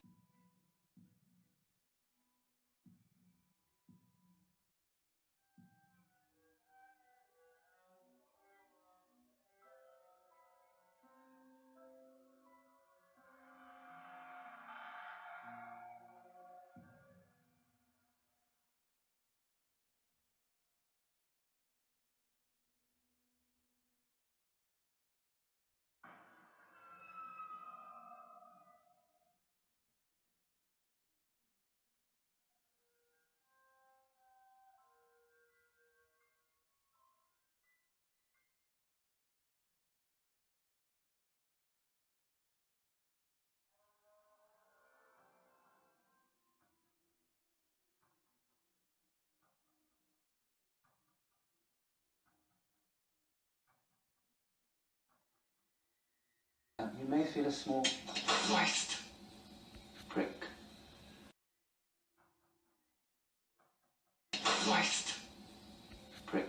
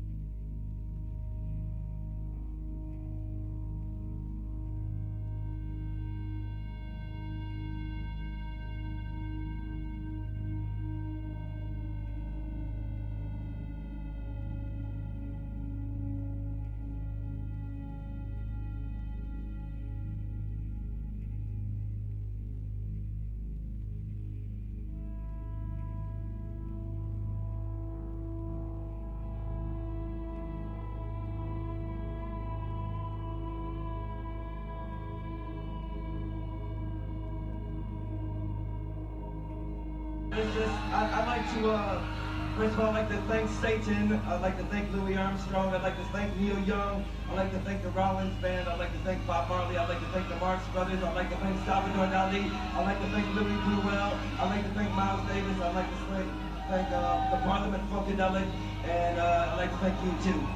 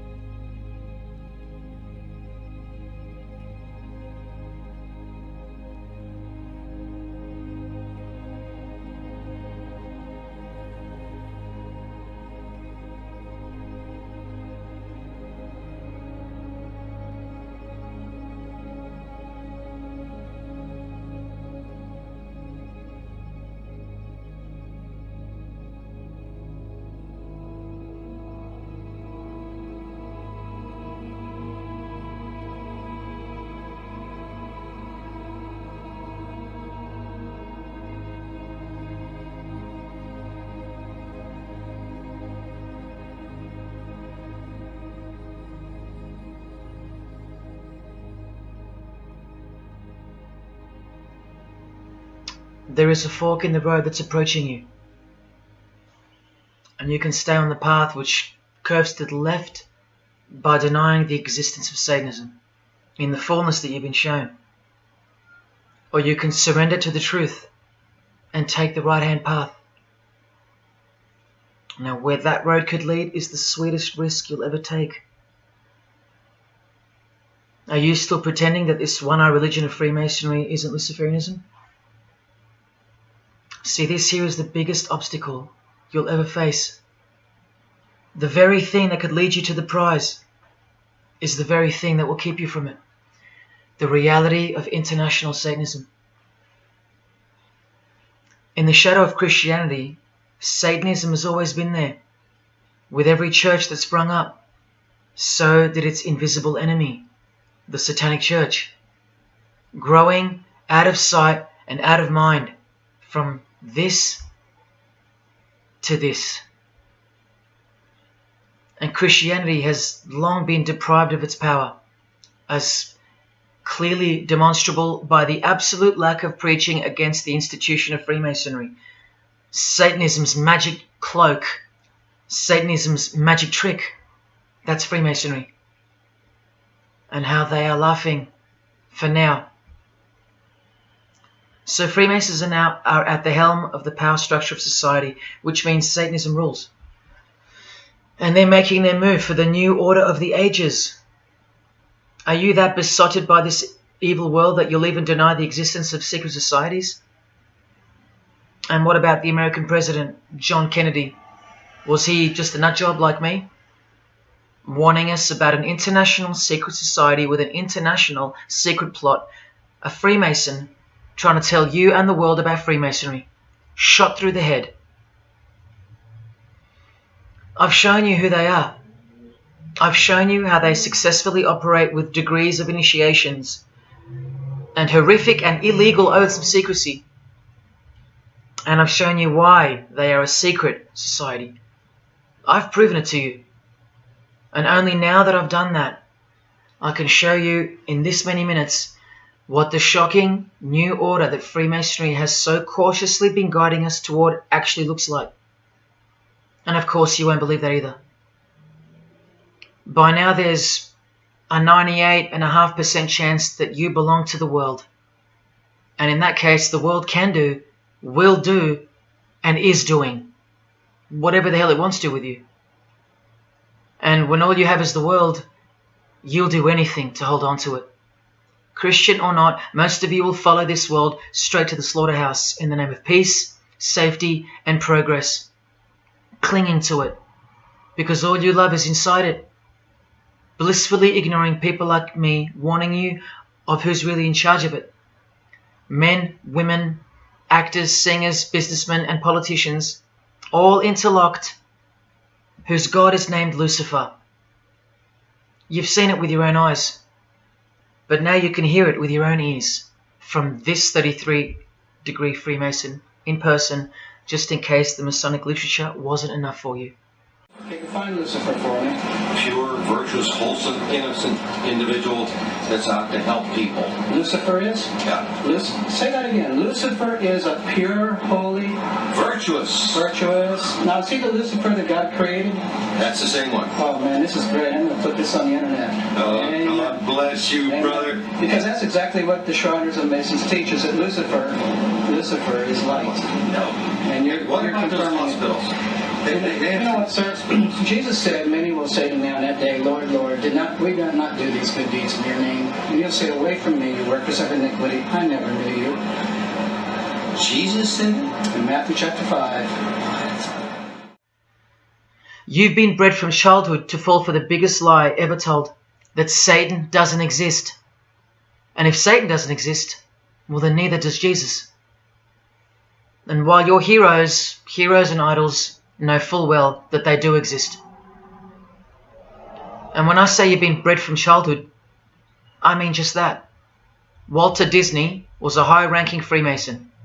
Here's a Masonic stamp dedicated to him, and his very exclusive Club 33, which stands for the 33 degrees of Freemasonry.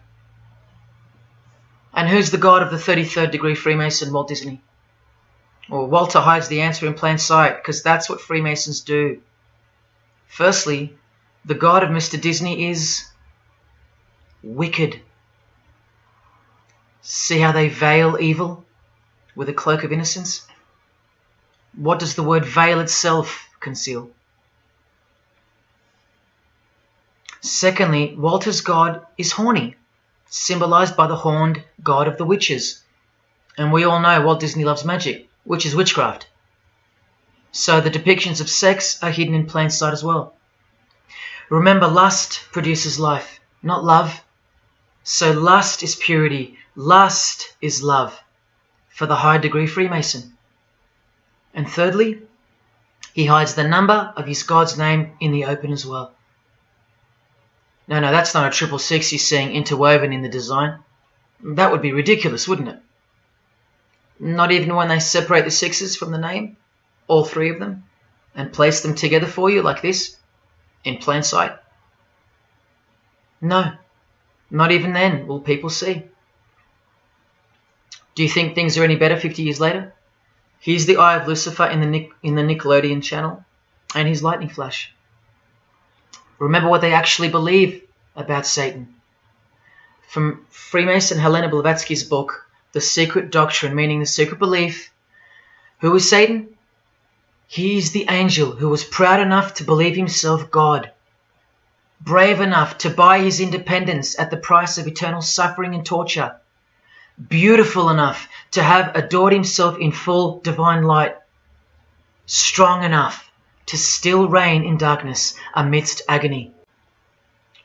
Helena Blavatsky is suggested as recommended reading by the Encyclopedia of Freemasonry right here. And the Grand Pontiff of Universal Freemasonry, speaking of Lucifer, Satan and the Devil on page 407, writes that to the initiate, the devil is the instrument of liberty or free will. That's who Lucifer is to them, okay? To show you how little you know of who you're dealing with and the extent of this religion's influence and power, not to mention their plans, let me jump ahead for a minute. Watch this. This is Lucius Trust. The Lucius Trust is a non-for-profit service organization incorporated in the United States in 1922, and their objective from Lucius Trust website, dedicated to the establishment of a new and better way of life for everyone in the world based on the fulfillment of the divine plan for humanity. The divine plan. A new way of life, like a new world system, like a new order. Now you want to see who they work for?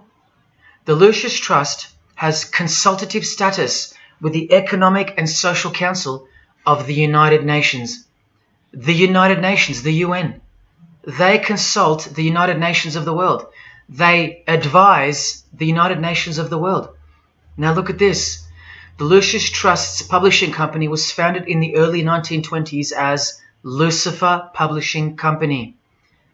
The Lucius Trust says that the name was probably chosen to honor Lucifer. What on earth does a modern-day consultant to the most powerful and progressive force engaged in uniting all nations under one banner, the UN, have to do with the fallen angel of the Holy Bible? The one that Jesus Christ told us would manifest on earth as a world ruler, to deceive the whole world into a new world system. Yes, that angel. Why on earth would they honor that angel? Well, that's easy. They were founded by Freemasons. Incorporated into the United States by Alice Bailey and her husband Foster.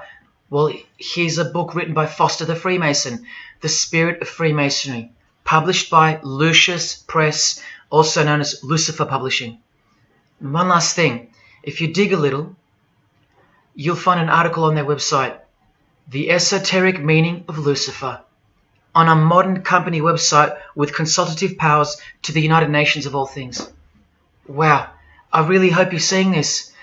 In the article it states that the Baileys had enormous respect for H.P. Blavatsky, who stated in her renowned occult book, The Secret Doctrine, on page 245 in the chapter called Holy Satan. It is Satan who is the God of our planet and the only God. Then the article goes on to say that the Baileys sought to elicit a deeper understanding of the sacrifice made by Lucifer. Everything has been reversed. Evil is good, Jesus is the enemy, and Lucifer sacrificed himself for you, not Jesus Christ, the one who washed the feet of his disciples and the only one they fear. Modern progressive atheists do not influence world events, people. Satanists do. Remember the goal of the Lucis Trust? The fulfillment of the divine plan for humanity. Yeah, the divine plan exposed by Jesus Christ in the Gospels. Hence their war on the Bible and the abolition of it from the school system and even from modern Christian churches who dare not preach from the book of Revelation. Your most highly evolved and contemporary leaders of society secretly believe that in the theosophical perspective, the descent of these solar angels was not a fall into sin or disgrace, but rather an act of great sacrifice. They believe in the fallen angels and their revolt against God as revealed in the Bible, led by the devil, the chief commander of Freemason Bob Dylan, remember? These people make contact with these fallen angels, with the royal art of Freemasonry called witchcraft. Please stick around, let me show you that. How many solar angels does the Bible say followed Lucifer out of this heavenly realm?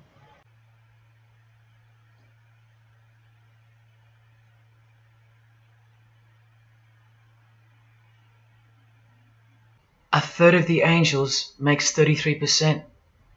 Does that number sound familiar yet? 33 degrees of Freemasonry. Just a coincidence? From the Gospels again, which expose these people every time. Do not let anyone who delights in false humility and the worship of angels and who has access to some visionary world beguile you, trick you of your reward. You still don't believe that the false humility of the charitable fraternity of the Freemasons is behind it all? Well, Blavatsky also published a magazine called Lucifer with a woman named Annie Besant. And here's a letter written by Annie herself with the official Masonic letterhead. And here Annie signs off as a 33rd degree Freemason. Printed also in the left-hand corner, Annie Besant, 33rd degree, and a member of the Supreme Council. Undeniable and undisputable. Please don't make me prove it to you over and over. Have you caught a glimpse of who you're dealing with yet? They're all Freemasons, high-ranking. And they're all buffeted by a plethora of Masonic dupes who don't know any of this because they can't decipher the symbols and they don't care to try. They're proud and boastful and defensive of their beloved fraternity in which they get to rub shoulders with the most important people of their suburbs, cities and towns, and in which they got on their knees to take blood oaths of death, calling other old decrepitated men worshipful master, yet still they think it's innocent and has nothing to hide. Delusional and lost, almost beyond hope. Some of them still think it's a Christian organization, just like the founder of the Satanic Church described. What do you get when you carefully conceal Satanism with Christianity? You get Freemasonry. People, Satanism is at the core of our world, and it is behind the new order that will be implemented soon enough. It will be all done through deception. You'll be tricked. Remember how I told you that the all-seeing eye sees that we're in hell? Well, the massive witch and Freemason Helena says so right here. Satan is the minister of God, Lord of the seven mansions of Hades, the angel of the manifest worlds. Hades means hell, manifest worlds means earth. This is who you're dealing with. This is the religion and the beliefs of the rich, powerful and famous. And yes, politicians. Do you want to go back to sleep? You can sleep after this. Well, wait till I show you what they're going to do to you, coming up in this many minutes. For those who simply refuse to believe that Bono or Scott Morrison or Prince can be Luciferians because they all go to church, let me show you another Masonic ritual they do. And this is before Satanism or Luciferianism is revealed to the candidate. And then you tell me if Bono or Scott are capable of secretly believing in Lucifer. It all starts here with the Masonic apron. Different kinds signifying different grades. Have you guessed what it's hiding yet? The genitals. Pretty obvious. Like everything else they hide, once you can see. The genitals are the true working tools of a Mason. Freemasonry is foundationally a sex cult, like Satanism, because it all starts with sex, doesn't it? Life itself starts with sex. So the mystical force of the true God of Freemasonry hides in the hidden part of the human body. That's the Holy of Holies, covered by the Masonic apron, the seat of God, the seat of Lucifer. See here with Satanist King Diamond's artwork? The eye is attached to the horn god, but look at where the eye starts, from the waist down. That's where the apron of a Mason begins. And the one eye of Freemasonry is also the one eye of the penis, where life generates and springs forth. See the openly hidden secret of the Masonic square and compass now? You're looking at the sex act. That's the female in missionary position, and that's the male mounting her. The sex act.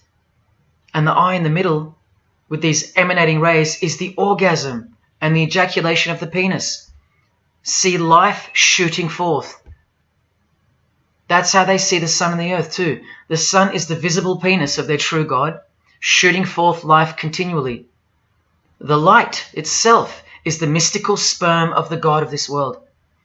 The sun and penis generate life, while the earth and female womb produce life.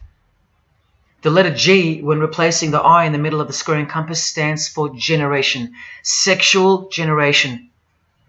The practical aspect of Freemasonry and Satanism's religion is that of a sex cult. You see Rod Stewart telling you he's a Freemason? By displaying the hidden hand of Freemasonry, also known as the Master of the Second Veil, and look at his other hand, taking the Masonic apron's place for covering his penis, which is the Holy of Holies, the seat of God for the Mason. And from the Grand Pontiff of Freemasonry, Albert Pike, hence the significancy of the phallus, the penis, or of its inoffensive substitute, the obelisk. Straight from the horse's mouth, the erect penis graces us, or should I say disgraces us, with its presence in every country in the world, marking its territory.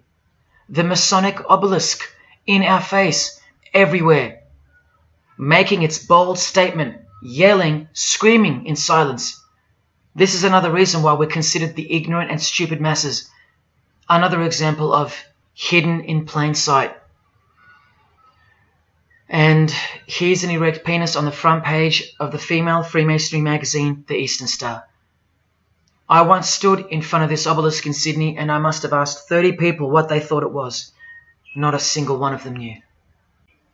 To the Freemasons of the higher degrees, the whole universe is in fact one giant and continuous sex act. This is the structure of Freemasonry. You can take this path to the top or this path. And way up here, you have the Order of the Mystic Shrine. The Mystic Shrine is what's found behind the Masonic apron, because that's where life comes from. That's the Mystic Shrine. You have to be a 32nd degree Freemason to be asked to join the Order of the Mystic Shrine. And then, once you're inside, you can be invited to join this order, the Royal Order of Jesters. See, Freemasonry is like Russian dolls, and Satanism is at its center. Look at some of the pins and lapel designs for the Order of the Jesters. You can only join them unless you're at least a 32nd degree Freemason. Sex and debauchery. Erections. The adoration of the phallus. Masturbation. Devils. Demons. Fallen angels. This one here, mocking holiness, reference to the anus, and sodomy, anything to mock the Bible. This disgusting one has King Momus sitting on a female's face, and hidden in plain sight is the square and the compass, for those who have eyes to see. Bestiality, yes indeed. this bagpipe player has an erection and the sheep is running away scared. Self-explanatory. This character has an emphasized eye, if you can see that, and the skull has an emphasized eye also. The wink and the one eye of the Indian. And the secrecy, the symbols of secrecy. On the far right here, the monkey covers his groin area, symbolizing the Masonic apron, and the black and white dogs, well, they symbolize the checkered floorboard of the Masonic Lodge, which is sexualized male and female principles, the horned god, where evil and good don't exist. And in the first degree, Masons are given a Bible stamped with a square and compass, oblivious to the inherent mockery and the foundation of the whole fraternity, as alluded to here with a genuine Royal Order of Jesters private lapel. This is a certificate that a jester receives after his initiation, and you see here their patron is named King Momus, and he was a god, or a daemon, which is a variant of the word demon, who was expelled from heaven, as the legend goes. Sounds just like Lucifer, because it is. Did Freemasonry disassociate themselves from the tax-exempt branch of Freemasonry known as the Jesters? Well, no, they didn't, because, I mean, this is rare footage of an event within the lodge. Now, I'm sorry about the quality of this, but this is a Masonic lodge. So for Masons that want to say that the Jesters are contrary to Masonry, well, look at these dirty old men, masters of the lodge, with sublime morals, all married, probably all have daughters and granddaughters, yet still this, inside the lodge. But for you it should be obvious, because you can see the square and compass, the sex act, and the all-seeing eye right in the middle. I told you that Satanism was the oldest religion in the world, and it is. The sex act was ritualized and organized as a religion before we called it Satanism. But Satan has always been the god, the horny god, the horned god of these sex cults. All of them, from Sumeria to Egypt to Greece and so on, that's called paganism. And the real Bible of the Freemasons and the pagans, the one not written by hand, the one that's older than any book, the one that supersedes all the rest in age, thus making it the purest and most unadulterated word of God in the eyes of the Freemasons, is nature. Nature is their Bible. And before you think there's nothing wrong with that, wait a second, because you're not thinking straight. Ask a Mason, whether he be a first degree or a 33rd degree, what is Freemasonry? And the universal go-to answer is this: a peculiar system of morality, veiled in allegory and illustrated by symbols. Now, why would you need to veil your morals? Because in their peculiar system, evil is good and good is evil. That's Satanism 101. A peculiar system of morals. That should tell you something. That should tell you everything. Why would your morals need to be a secret? Because their deeds are in fact evil. Glorifying the laws of nature, where cruelty and self-obsession are virtuous characteristics. That's nature. Nature is as cruel as she is kind. The checkered floorboard, where everything is legal. It's Christianity that lives in reverse. The first shall be last. Love your enemies. The meek shall inherit the earth. These are unholy and unnatural concepts in the eyes of visible nature, the nature of Freemasonry, which is Satanism. What the Freemasons really mean by this morality veiled in allegory is that they're allowed to steal because nature allows it. They're allowed to kill because nature allows it. They're allowed to commit adultery because nature isn't monogamous. They're allowed to lie, indulge in all their God-given senses, especially sexual, because nature encourages it, as long as no one finds out, under oath. Jesus said, narrow is the road that leads to life, and broad is the road that leads to destruction. The Freemason of the century says, no true Mason can be narrow, for his lodge is the divine expression of all broadness. Because broad are the divine laws of nature. While they glorify those laws, Christianity breaks those laws. It becomes supernatural, because only then can you love your enemy. And so it goes that Christianity is despised by Freemasonry, the real Freemasons, because their Bible is nature, and by nature they know the personality traits of their god Satan, because he's the god of this world, just as the Freemasons, the enemies of mankind, say that he is, and just like Jesus said he was too. So they believe that Jesus is evil because he denies human nature and burdens us with the knowledge of sin. Observable nature, that's what guides the Masons' ethics and the Masons' morals. That's why they're called Freemasons. Believe you me, because they're free from moral obligations, free from sin, from guilt. They're free from Jesus Christ. These people are introducing this new system of the world, this new age. You're going to miss Christianity when it's gone. Mark my words. Because you have no rights in the eyes of nature, which is the Bible of Freemasonry and Satanism. And soon that will become painfully plain as a fact of life.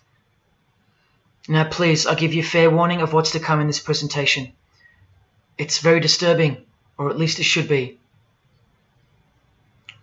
But cause to celebrate follows the disgusting things you're about to see. This is precisely where my own life and well-being come into danger. So let me say this right now. If you hear of my sudden death, or of my possession of 0.5 kilogram of cocaine or child porn, or my overdose or my suicide, remember this video. And if something so unfortunate should happen to me, may it serve as a catapult to you and as a remembrance of the conclusion to this presentation, which is this many minutes away. Do I really think they're going to make me pay for this video, for breaking my oaths? Well, seeing as people are so far gone, lost in the illusion that secret societies have constructed around you and inside you, and seeing as they can simply pull this video down, close my account and whatnot, no, I don't think they'll come after me. But if they do, let me say this to the Grand Lodge that orders my demise right now. Jesus wins. So in saying all that, here we go. Is Scott Morrison a Satanist? I'll let you answer that. Here is a ritual that Scott and every Freemason from this guy to this girl have performed. There is one Masonic apron you'll never see being worn. This one. And when I bumped into it, I thought it was a fake. Until I found this in Richardson's Monitor of Freemasonry, official Masonic literature, written for Masons only. On this page, what is that head doing there? You'll find out in a sec. Let's read the description of the apron worn in this degree. Speaking of the initiates, it states, they wear white aprons sprinkled with blood red and lined and bordered with black. On the flap of the apron, a bloody arm holding a dagger, and on the apron, a bloody arm holding a bloody head by the hair. Now this is why there's an illustration of a decapitated head. And this is going to become to a bone-chilling conclusion. So during this ritual, the candidate removes the blindfold and discovers a basin of water with a tumbler beside it. He is also astonished to find a human head lying on the floor. The Master of Ceremonies returns and directs the candidate to take up the knife in his right hand and the head in his left.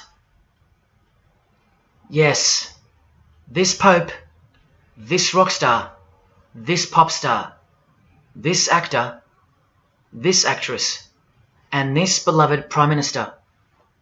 This is what they've done. All of them, hands down. And you thought all you needed to be is talented to succeed?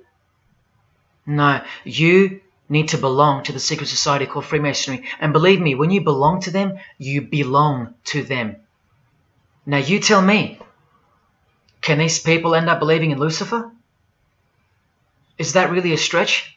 Carrying around a bloody head? Swearing to have your brain cooked, tongue torn out from the roots if you ever reveal anything? No, the stretch is that you think they couldn't believe in Lucifer. That's the stretch. Lucifer, the one who sets you free, remember, from sin by sinning. Can you now see the bloody spirit of Freemasonry lurking behind the veneer of charity and the veneer of Christianity? Because Scott Morrison goes to church, apparently. The Pope is a Christian, apparently. But look at these people. So-called Christians or Christians gathered around a giant erect phallus in the middle of the Catholic square. This is Freemasonry, the demolition of morals, the creation of hypocrisy, and the demolition of true virtue. These minds are directing the future. Now, to be fair, I don't know if these heads are real heads. I never got that far to find out. But I will tell you this. All the skulls they use they're real. All the skeletons they use they're real. And they run every single noteworthy funeral home in Australia and the world. I know that personally and for a fact. Once again, you are only seeing the tip of the iceberg, because I can't bring myself to tell you about what I really know of the rituals that come after the 33rd degree Freemasonry. For as much as they celebrate life in various grotesque ways, they also celebrate death in ritual form, which are the things I can't speak of to you. They have to celebrate death in order to prove that they can see things through the all-seeing eye, the one that sees above evil and above good, the checkered floorboard, where things kill each other to live, where life is cruel, where morals are broad. There is no sin, there is only nature. See, these Masonic rituals are designed to desensitize the candidate further and further in preparation for the raw truth of Satanism, the truth which is plainly stated by the Grand Pontiff of Universal Freemasonry. Lucifer is the light bearer, and that you should doubt it not, from their own literature and from their own mouths.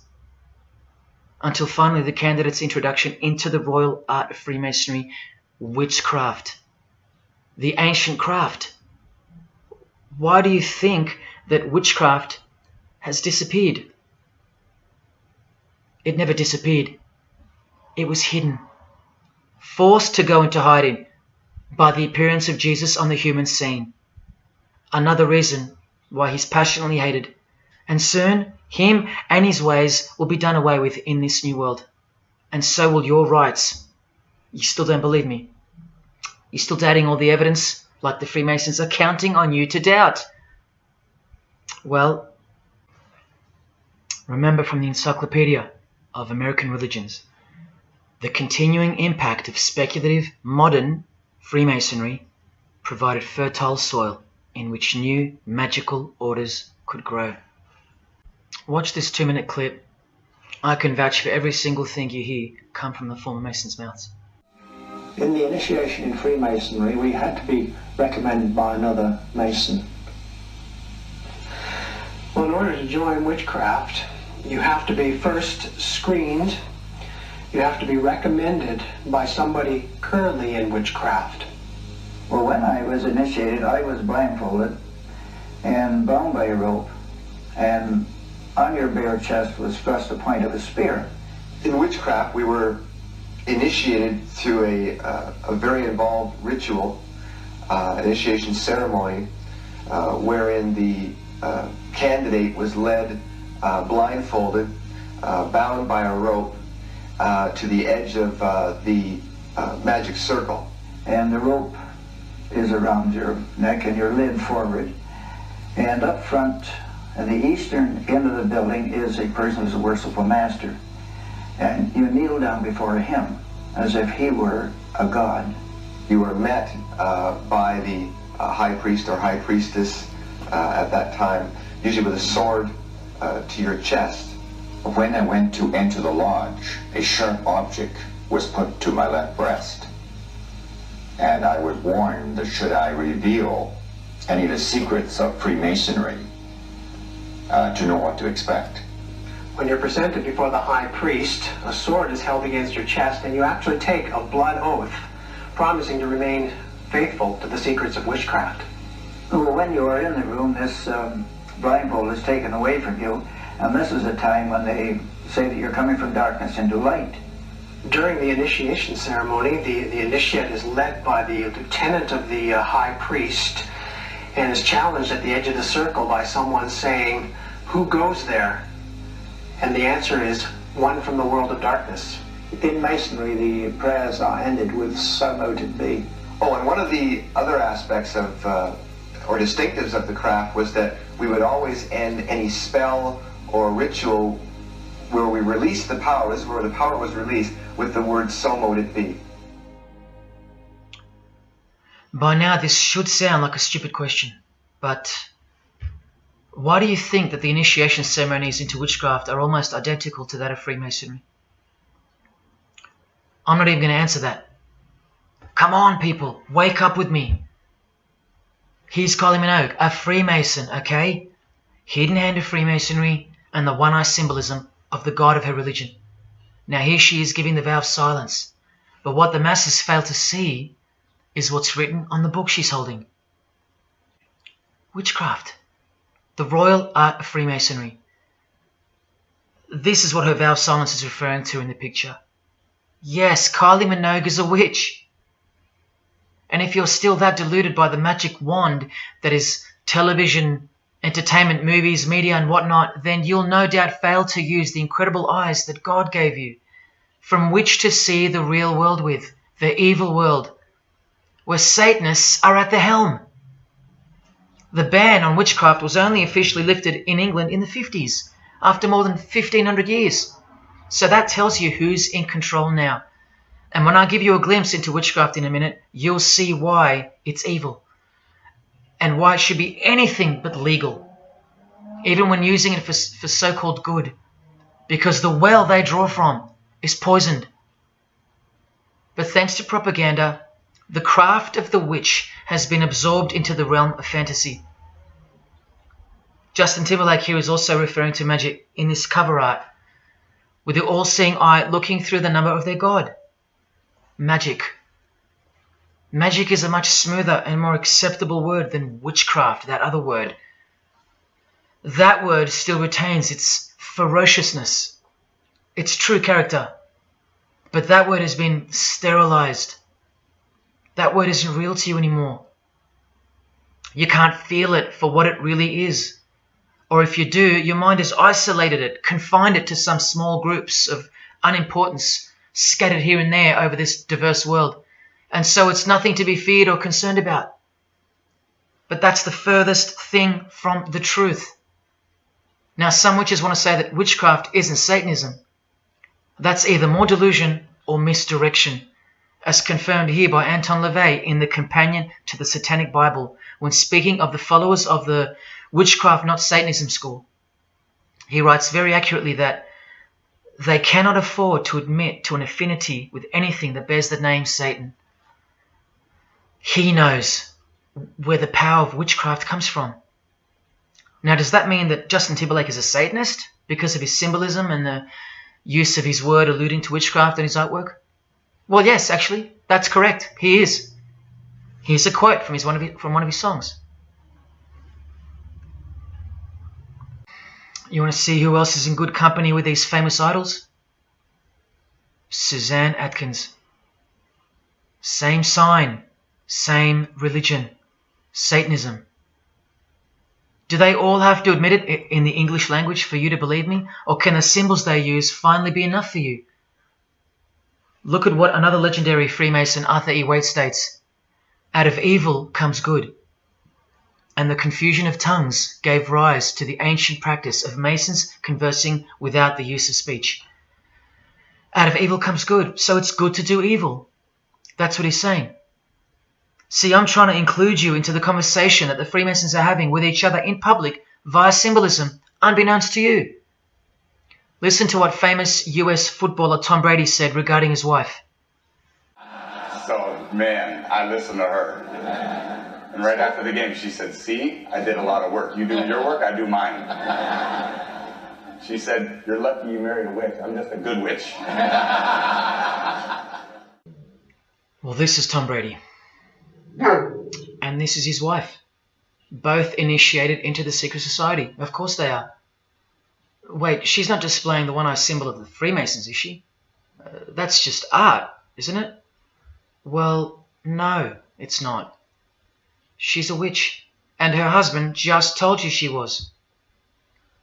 Here's Steve Miller's front cover to the famous song Abracadabra, and he covers his eye because he's a member of the one-eyed religion, and abracadabra is a legitimate word used in witchcraft.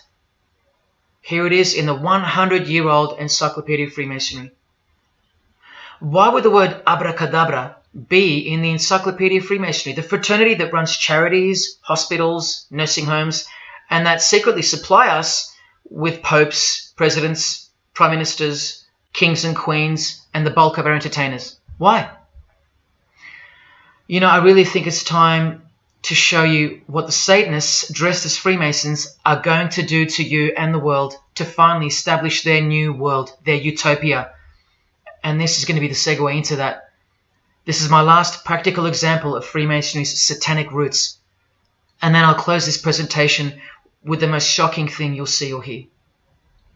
You probably won't care, but to the precious few who remain, I will send you off with the greatest and most beautiful shock of all.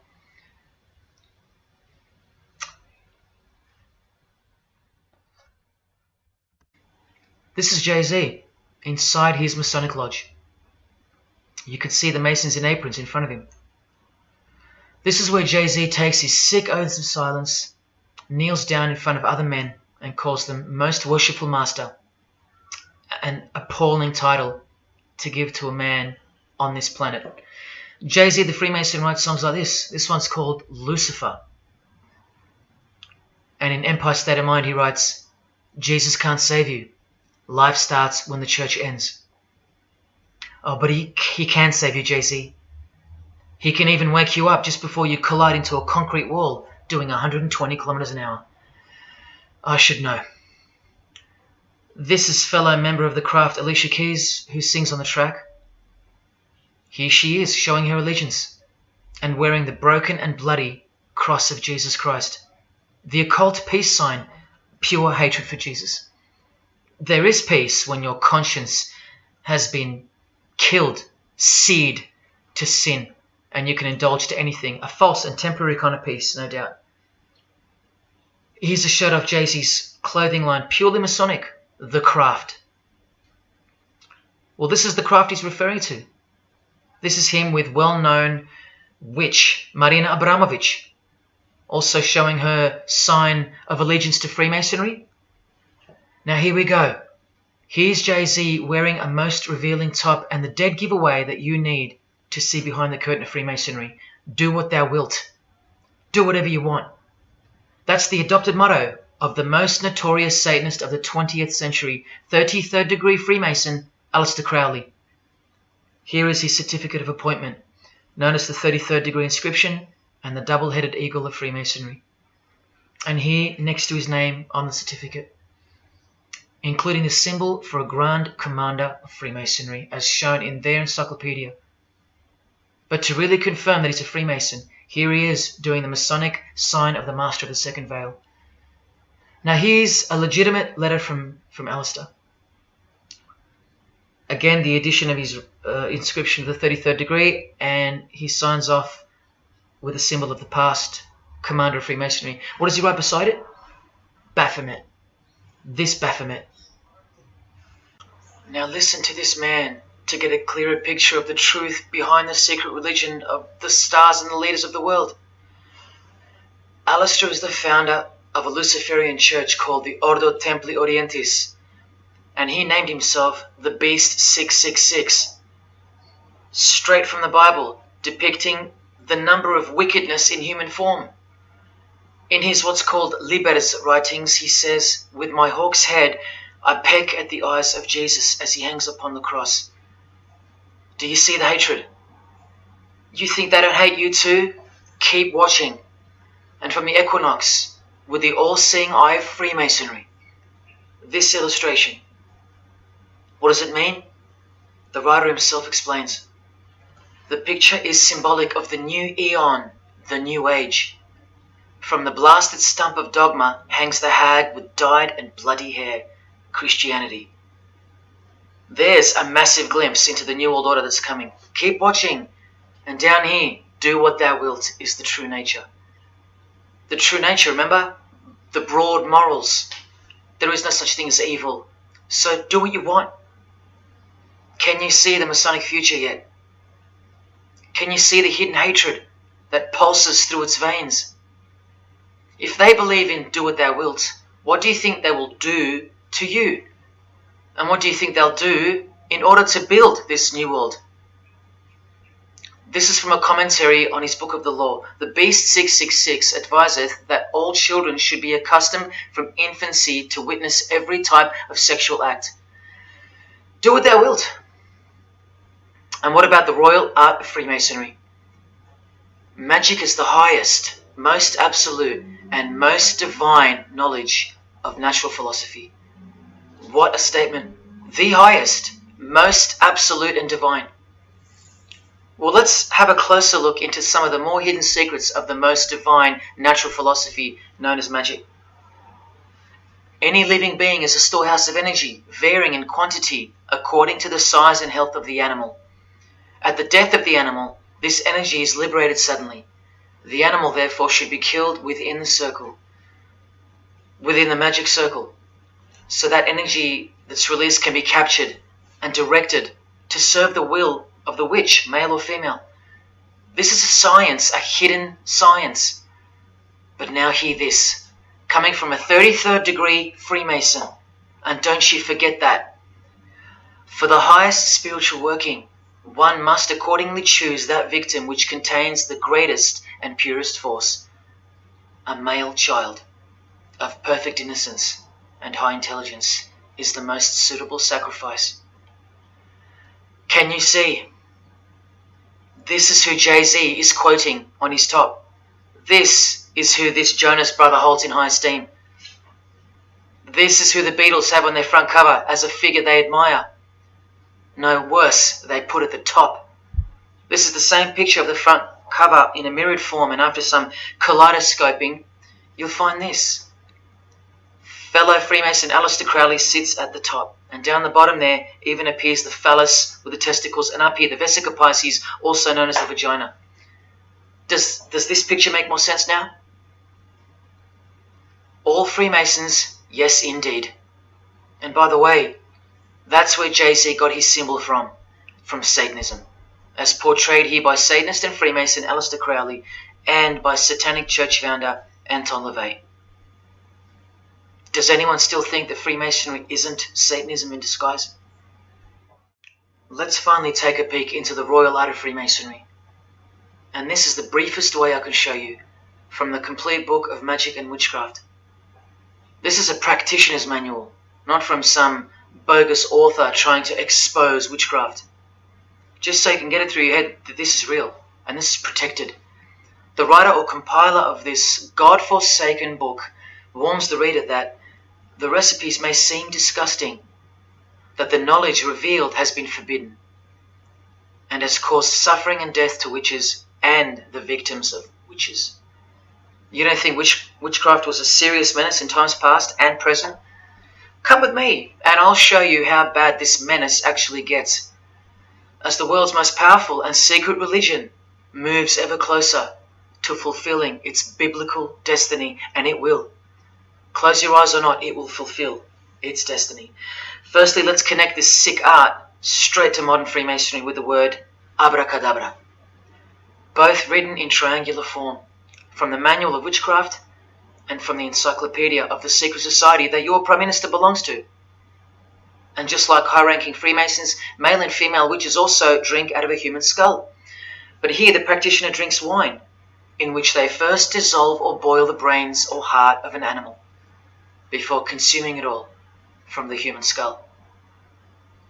In this ritual, the initiate is instructed to drink in the night at spring water, out of a skull of one that hath been slain. That's right, out of the skull of a human who's been murdered or sacrificed. Otherwise, eat a pig with a knife that slew a man. Please don't turn away.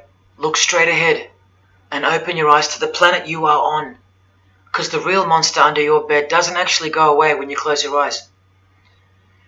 In other rituals of the craft, you burn a rooster while he's alive. With the use of a poisonous plant used in ointments and potions of witches, you can assure death and destruction on a victim. You want to make a female enemy sterile, or a male enemy impotent for the rest of his life? Otherwise, you can just kill them.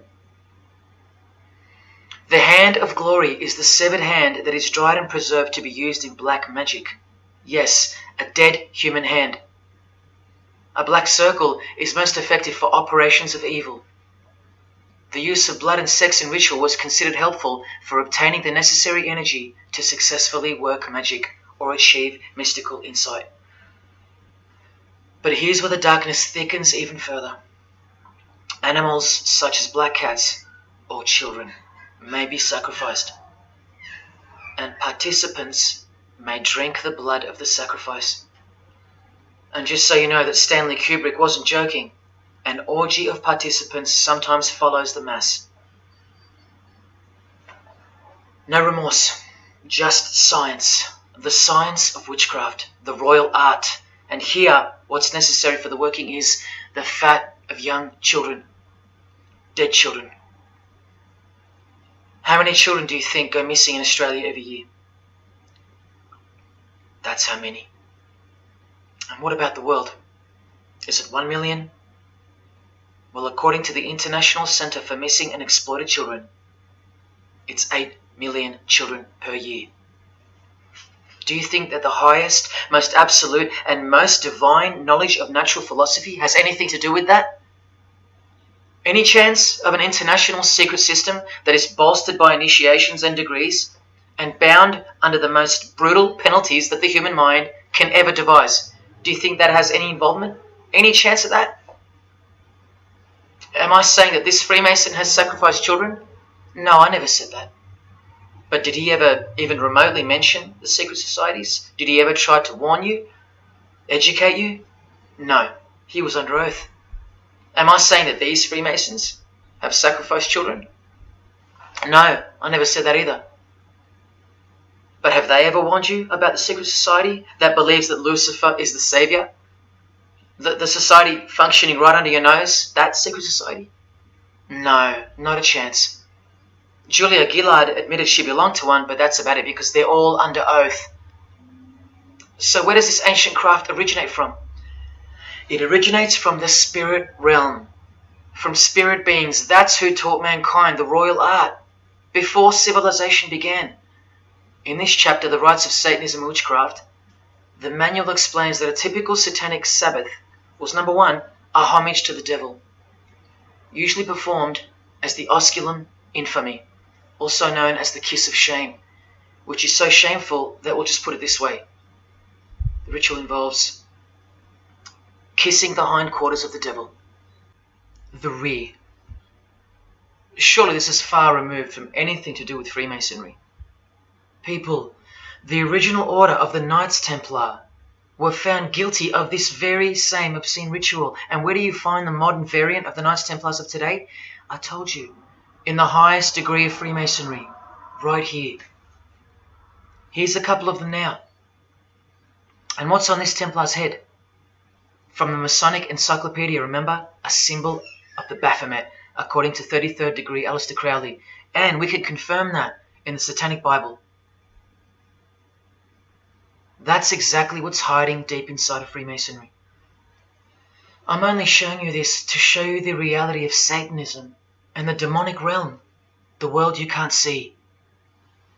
On this earth? And in this earth and then in a world we can't see. Look here. The hierarchy of demons occupies a more important place in both black and white magic rituals. Both black and white. This is where the power of witchcraft comes from. And this is the reason these bizarre rituals actually function and actually work. Because after the ritual is performed on earth, its effects are carried out to their conclusion in the spirit realm by spiritual beings or demons, actual demons. The reality that is hidden from you. Because if you found out that Satan was real, then that would have to make Jesus Christ real too. And he is the one they hate. And if Jesus Christ is real, that changes everything. And this is how much they hate him. The prayer that Jesus taught his disciples is performed backwards. The high priest is sometimes naked. A prostitute assists him, and a naked virgin, who may later be deflowered, is the altar.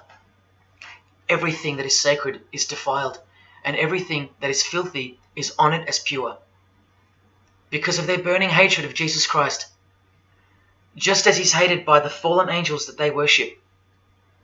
It gets worse when you hear what they use as a substitute for the bread that Jesus broke and told his disciples to eat in remembrance of him. A wafer which initiates me with this, this, and this. Or the name of Satan may be written upon it. And this isn't even witchcraft. This is just a ceremony announcing who they love and who they hate. So is Satan real? It continues to state in the hierarchy of demons at the very top, Satanakia, whose title is the Commander-in-Chief. What did Bob Dylan, the Freemason, call the one he made a bargain with? Should I ask who you made the bargain with? with the chief commander. Same title, Commander-in-Chief, Chief Commander. Are you following? But watch this. In case the darkness is getting a little too thick and encompassing for you, let's shine a little light. The true light that only the Gospels can supply. Speaking to us humans and revealing something about Satan, the Gospels state, you follow the spirit of the age in this world system as dominated by the commander of the spiritual powers of the air. Satan, the god of this world, the commander.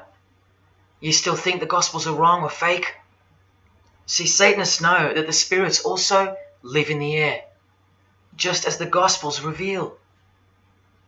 You can summon any of these demonic spirits by name if you possess the royal art.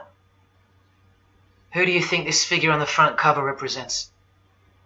A magician who is inadequately prepared and cannot attain his desires may seek the aid of Satan. That's who this is. Now that you know, hopefully for a fact, that these are people at the top of the human food chain, do you think they'd be fooling around with stupid fairy tales? No, witchcraft and Satanism is absolutely real, hence their earthly power. This demon here, fifth in the pyramid structure, holds the title of Inspector General. And what's the title of the highest degree in Freemasonry, who exists in every local lodge in every suburb, a suburb near you? Inspector General. Same title as the living demon. Do you believe me now? You can even conjure Lucifer himself, or be Beelzebub, who the Gospels call the Prince of the Devils. Both of whom are listed as superior spirits in this book of witchcraft and magic. I can show you so much more from this disgusting book, but I'll cut it off here with the seal of Saturn, a demonic sigil from the complete book of magic and witchcraft. And this is his seal. Can you see? Do you see? This is the society that lives amongst you, above you. The one-eyed religion of Freemasonry, hidden right in front of those who have their eyes wide shut. I'm going to now show you what that world that they are building from the ashes of the one you're currently living in looks like. But lastly, to drive this business of blood sacrifice home, here's American rapper Azealia Banks with the 666 hand sign, and now over the all-seeing eye in her video, the eye in the triangle of the Freemasons on her shirt, and the devil's horns, her liberator, her master, her commander. And now displaying the secret society vow of silence. Along with that, the last brief glimpse into the highly concealed royal art of Freemasonry. The amount of crap that's about to come off my floor right now, guys. Oh my god. 3 years worth of brujeria. Yes, you know I gotta scrape all this shit up. And what does brujeria mean? You know what it means. Witchcraft. Azealia Banks, the witch, with her eye in the triangle shirt, and the logo of, for example, the Grand Lodge of Freemasonry in Spain. one and the same symbol. The logo of the Fraternity of the Freemasons and the logo of this Church of Lucifer. The one eye.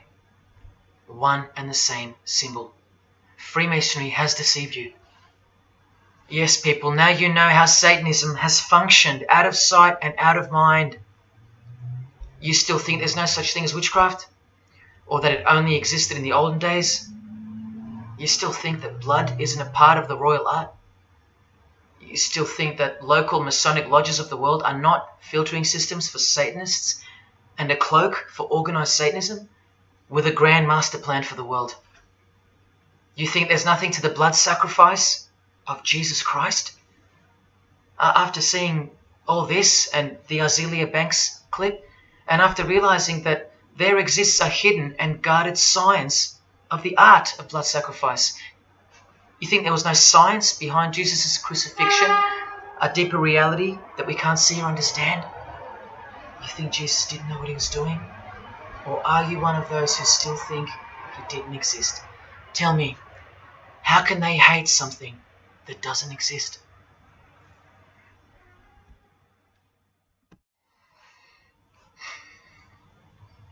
If only you could hear from some other Freemasons who have the courage to break their oaths.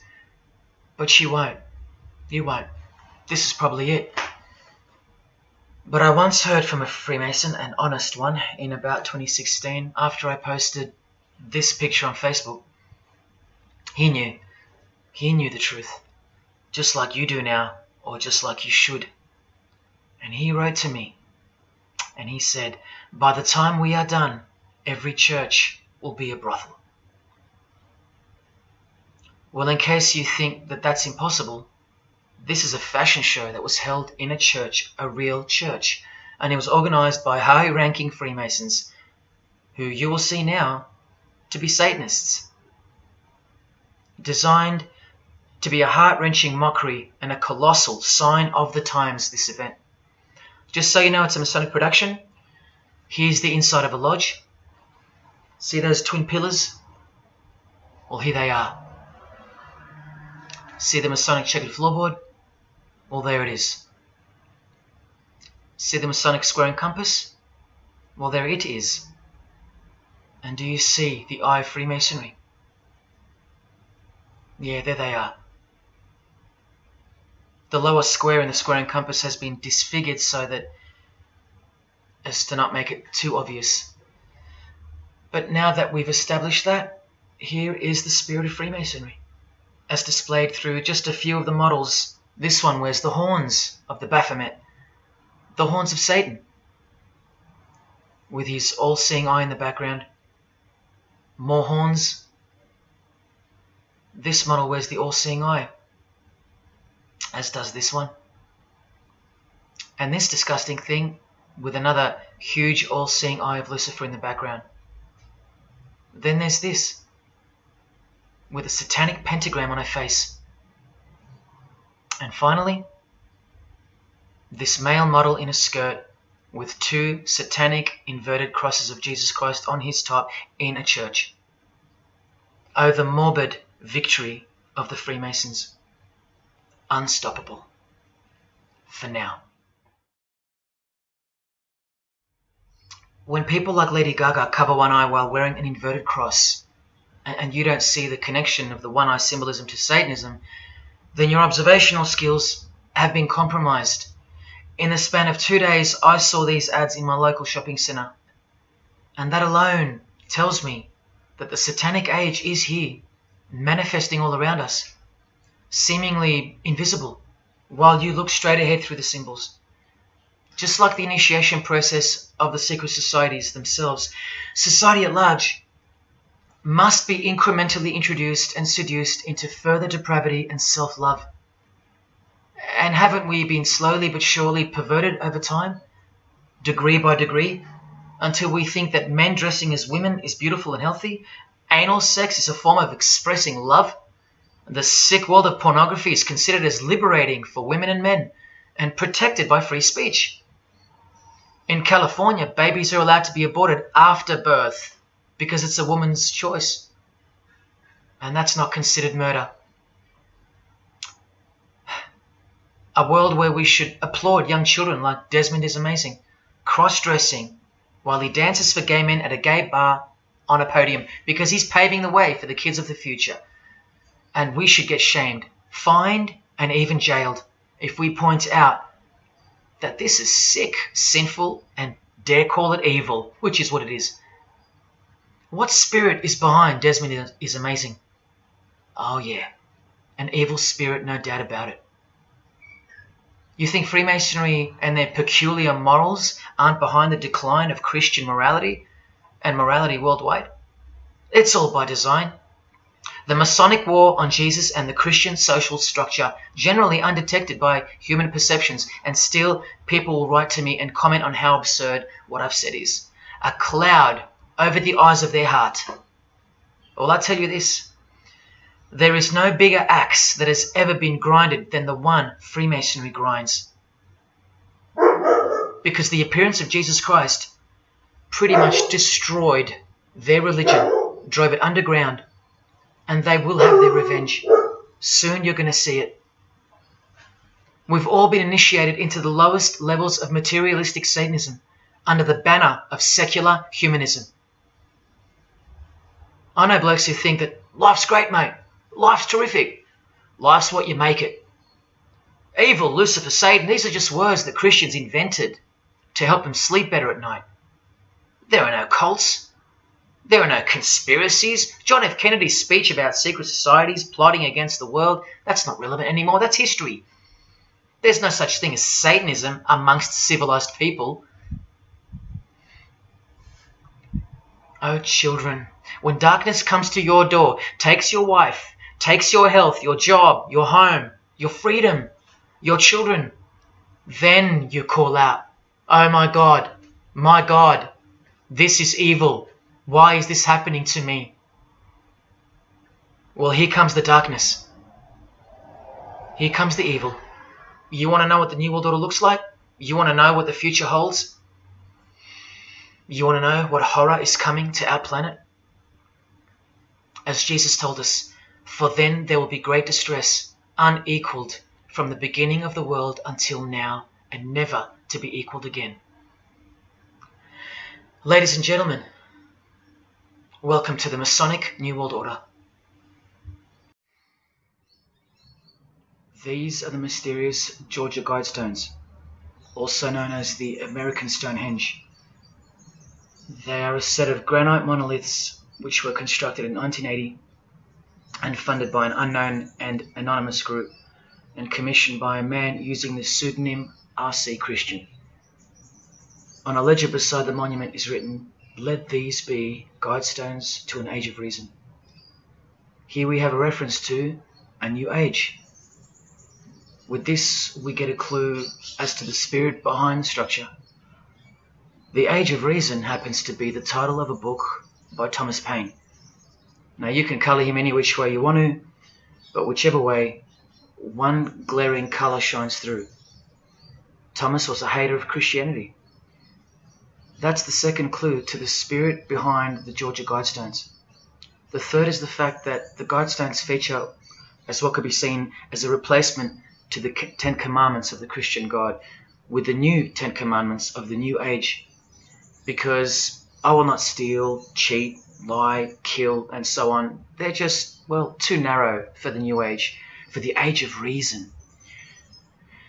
Clearly designed to be a take on the biblical commandments, being 10 in number. They are all very vague indeed. But anyone can ascertain the horror that must first take place before this New Age can begin by looking at the first guideline. Because this one's not vague at all. Maintain humanity at under 500 million. That's right, a reduction of at least 7 billion human beings would be necessary for that. This thing cost the equivalent of $500,000 to build, and the street it's located on is named after it, so that tells you how much reach its creators had. Its presence alone is a disgrace and a declaration of execution to most living people alive today. But let's go on to the fourth clue as to the spirit behind these monuments. the monuments outlining the Age of Reason. The name R.C. Christian, the so-called person who commissioned the building of these giant slabs, anyone who's versed in secret societies or is a high-ranking member themselves would instantly recognize the pseudonym as a reference to the secret society known as the Rosicrucians, which is just another secret society branch that exists under the umbrella of Freemasonry, which is an extension of all secret societies of the past and is now the mother of all of them. In this Masonic website, Worshipful Master Win Westcott urges the Freemasons to consider their status as Rosicrucians. The RC stands for Rosenkreuz. Christian Rosenkreuz is the mythical founder of the Rosicrucian order. And as impossible as it is for me to prove that Thomas Paine himself, the writer of Age of Reason, was a Freemason, he did also write this book, The Origin of Freemasonry. That is the spirit behind the Georgia Guidestones, the satanic spirit, and a straight off the bat view of this approaching new age. I told you, the whole system is about to change. And it's not going into the future. It's actually going back into the past. The old religion, that's what's taking everything over. And you'll walk straight into it, blind as a bat, thinking these people want to help you. They will appear as your saviors, forgetting or never being told in the first place that all this time there have been two societies in the world. The visible one, which is the one we're in, and the invisible one. Remember that the invisible one considers you profane, vile, and vulgar. Why on earth would they want to keep you around? In a book I can't mention written by them, people are referred to as useless eaters. We've become excess inventory, redundant, and past our use-by date in their eyes. Think about this. According to a prediction by information technology and research advisory firm Gartner, 1/3 of jobs will be replaced by software, robots, and smart machines by 2025. That's 4 years away. Google engineering director Ray Kurzweil anticipates that robots will have reached human-level intelligence by 2029. And by 2050, 80% of all jobs will be eliminated by automation. What on earth are you and your family good for then? What do you think the secret society will do to the vile multitude then? The utopia is coming, but it ain't your utopia. You still think that by the measure of the minds of international Satanism, you should be kept around? This excess baggage that the bulk of society has become? No, no, no. The new age is dawning. And generally speaking, you're not invited. It'll just look like you are. Remember that Charles Darwin, the Freemason, is listed as an influential figure in the Satanic Church. So mass murder and mass death are natural and necessary themes in the name of evolution, an artificially induced evolution into this. He is the same image in real life in Eilat, Israel, seemingly unrelated to the seal on the US dollar bill, right? But standing in glory with a Masonic square and compass, telling you exactly who owns this pyramidal symbol, complete with the one eye on top. Same symbol, same designers, worshipping the same God. You should be getting goosebumps by now. Is this a conspiracy led by international Freemasonry? Oh, you don't have to bet your life on it, because your life has already been placed as a bet on your behalf and without your knowledge, but with your permission, because all of the information is hidden in plain sight. In your face is where it's hidden. You're going to lose this battle unless you've been hidden in Jesus Christ, the only one who warned you that the new age is a trap and that it is the climax to this epic drama being played out on planet Earth. Now hang on, brace yourself, because I ain't going to let you down. This is a magazine called The New Age, but if you press rewind, you can find its source. Supreme Council of 33 Degree, Freemasonry. This one stretches way back to 1922. See the twin pillars of Freemasonry? Look, this is 19th century Freemason and New Age pioneer Helena Blavatsky on the cover of this edition. She's the one who wrote that darkness is absolute light, and that Satan is the god of our planet, and that we are in hell. But do you think the readers of these magazines are told that? No. Darkness is sold as light. Satan is disguised, and it's him in the details. This Masonic New Age magazine was the precursor to all magazines and trends, promoting the great deception of self-love and spirituality. Meanwhile, you're feeding off the plate that Luciferians serve you.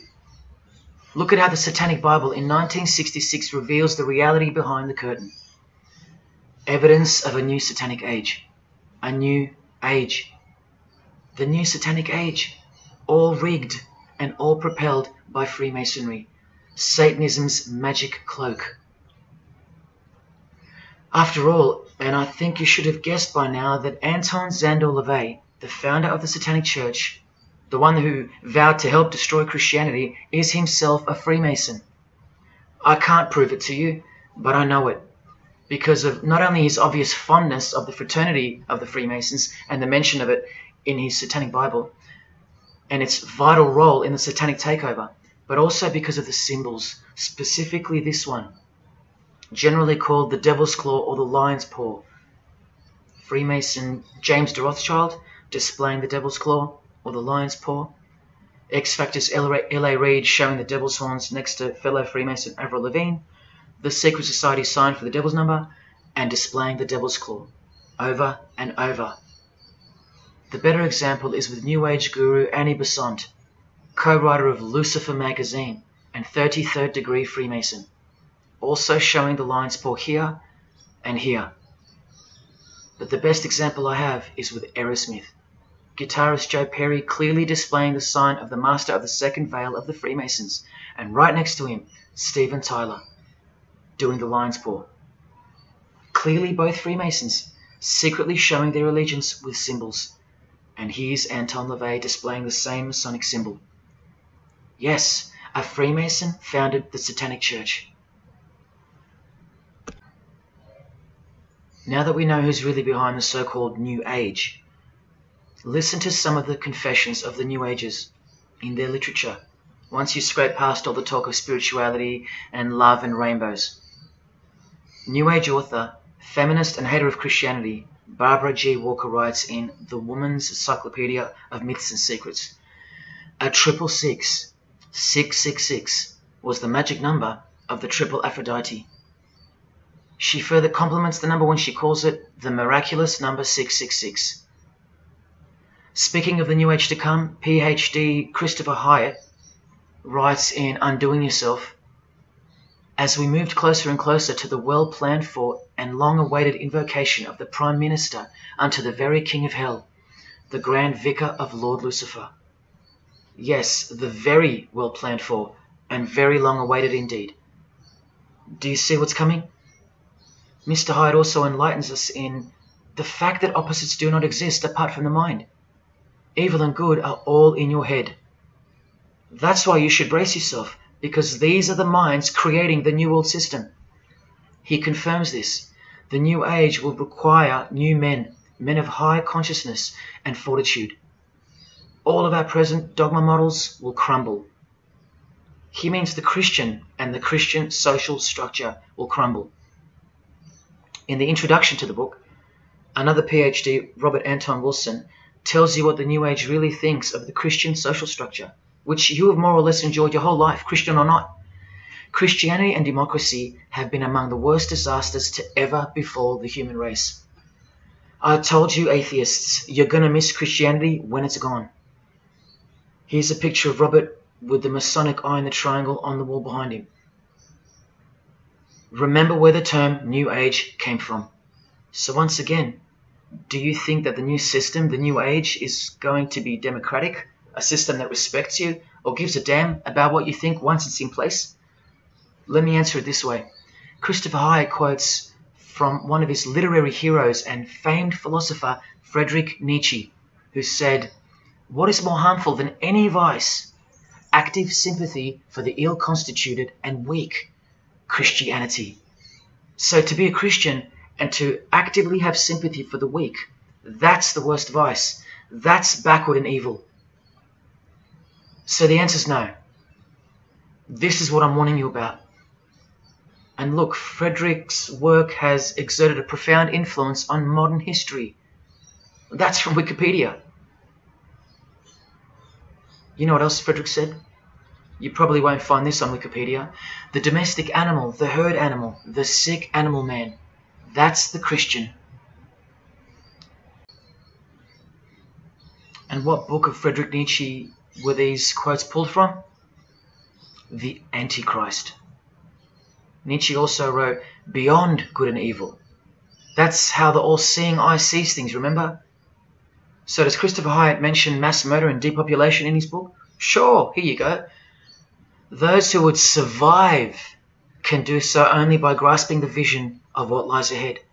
The new wave that will carry them into an interesting future. Yeah, where the vicar of Lucifer is God and Prime Minister. He openly admits the identity of this man. This Antichrist that most of you still think is a fairy tale figure from a fairy tale book. Jesus calls him the man of sin whose number is 666. The actual Antichrist, beloved of the secret societies. Yes, people, the New Age is satanic, actually and literally. On the front cover of this book, in which Christopher was co-writer, you can clearly see the eye in the triangle of the Freemasons above the Baphomet. Christopher admits in another book that both satanic cults and Christian fundamentalists are closer to seeing the truth than most normal people. Yes, indeed, how true that is. In Coming World Changes, Harriet and Homer Curtis speak of a prophecy they received from a mysterious spirit titled King of the World. Now, I wonder who that could be. Think not that any country in this broad world can escape. And they also speak of the long-expected great teacher, the king of the new one-world government. The victors will remain as the seed of the new race to people the new land, for the new sixth great race. This is the race that Luciferian Lady Gaga referred to. All part of the plan. In Threshold to Tomorrow, New Age author Ruth Montgomery writes on page 206 that only those open to the reality of one world will be around to enjoy it. Sounds like another vague suggestion for mass murder. Vera Elder Stanley's book title implies much the same thing. Initiation of the world. That's right, it's coming. You think Vera hasn't been initiated into the secret one-eyed religion? What else has she authored? How about The Finding of the Third Eye, the all-seeing eye? New Age author John Randolph Price writes in The Planetary Commission, in question and answer form, how do you define the Antichrist? The answer is pretty amazing. Any individual or group who denies the divinity of man as exemplified by Jesus Christ, the highest self of each individual, which Jesus Christ never exemplified because he is God. If you deny that mere men and women are divine gods, you are unfit for the glorious New Age kingdom. And you are the definition of Antichrist. In Practical Spirituality, he prepares his readers for a population drop of 2.5 billion people before the New Age era can begin.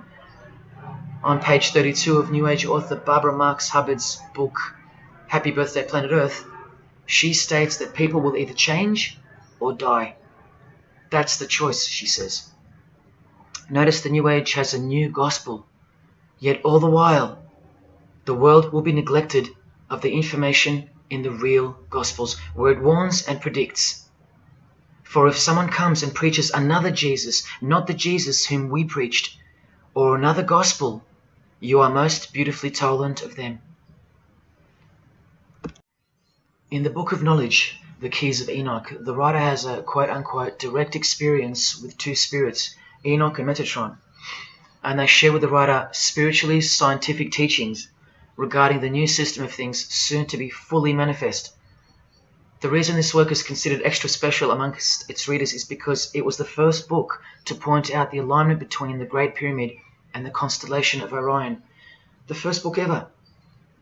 That's basically proof that these spirits, Enoch and Metatron, are the real deal. Not only that, it was also the first book to show the direct relationship between DNA coding and the divine name. That's pretty serious, and the atheists should be really waking up by now, because this is the world's most powerful and secret religion we're talking about, nothing less. The writer was told that those who govern the earth are those who have fallen from the heavens. He calls them the masters, and even states that they were punished with penalties that were assigned to each.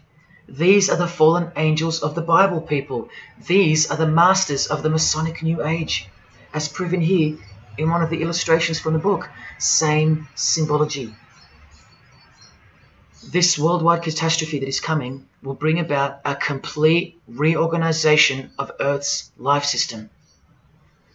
And like all high-grade initiates of the secret societies, every attempt is made to bring positivity to the number of the Vicar of Lucifer.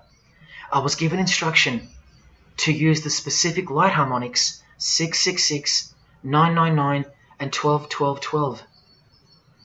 The spirits further inform the writer of the Keys of Enoch that the pattern 666 is used to identify you with respect to the Earth's vibration. The number of the beast of the Book of Revelation of Jesus Christ is not only being glorified, it's manifesting in the world.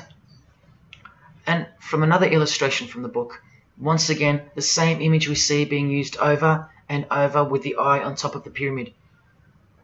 This is the secret religion that encompasses us and has been influencing us for decades upon decades, 2 to 3 centuries, in fact.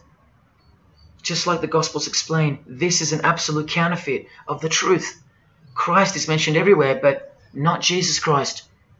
No, this is the Antichrist spirit, who will eventually manifest and appear to the world as one man. Doesn't sound so mythical anymore when you see that the enemies of Jesus Christ and those behind the New World System, they use biblical terms. And Christ, to depict the antithesis, the anti of the real Christ, their Savior. And these spirits from the world we can't see are the ones who taught mankind the sick art of witchcraft. Look at who supplies this book online, sacredmagic.com. You know what magic really is and what it really entails now. So once again, you can see the connection, the relationship. If you still think that this phrase, New World Order, is a conspiracy theory, you're suffering from a medical condition. On the Lucius Trust website, the consultants to the European Union, you find the statement that the New World servers are occupied with the task of inaugurating the New World Order. In the same article, this shocking admission is made. 2/3 of humanity will stand upon the path at the close of this age, and with that, 1/3 will die, or to put it surreptitiously, will be held over for later unfoldment.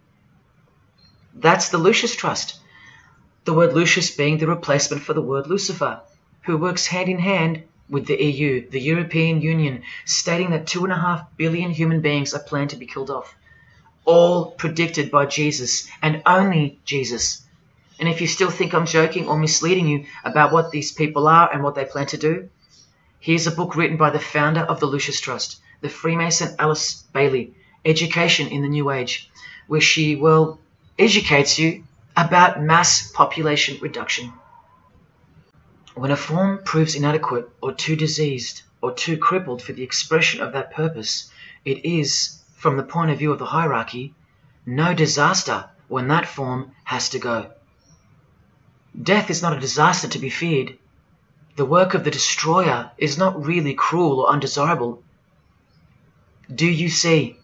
Did you hear that? Through the all-seeing eye of Lucifer, the destroyer, for the purpose of the new world, death and mass murder isn't evil, it's good. And Alice Bailey in The Labours of Hercules also tries to re-educate us and protect that God-forsaken number, predicted in the Gospels to be associated with evil. The number of the physical plane activity is called the number of the beast. This idea seems to have a horrible fascination with many, but what it really means is that Virgo is the symbol of triplicity, 6 on the physical plane, 6 on the emotional plane, and 6 on the mental plane. not 666 at all. And one more time, from the consultants to the European Union, from their website Lucius Trust, to prove to you that these people are all working toward and waiting for the world leader. The coming of the Avatar and the advent of the coming one are the keynotes of the prevalent expectancy. After everything I've shown you, are you going to ignore this? Or worse, are you going to trust these people, of whom were predicted to this very condemnation 2,000 years ago, right down to a one-world system, depopulation, and to the man who will carry the number 666, and with it implement a new system in which you won't be able to buy or sell unless you receive a mark in your hand or forehead. And what's just been announced by Business Insider? Cashless society. Due to this, by 2024. This is the manufactured trend for the world. And you better believe it's fulfilling biblical prophecy. You know that book that's been ripped out of schools and hysterically discredited? Why do you think there's a single eye displayed on all the covers of George Orwell's dystopian novel 1984? It's because the one-eye religion is the one in permanent control, where democracy and Christianity have been utterly extinguished and the remaining population live in a whole new level of permanent communism.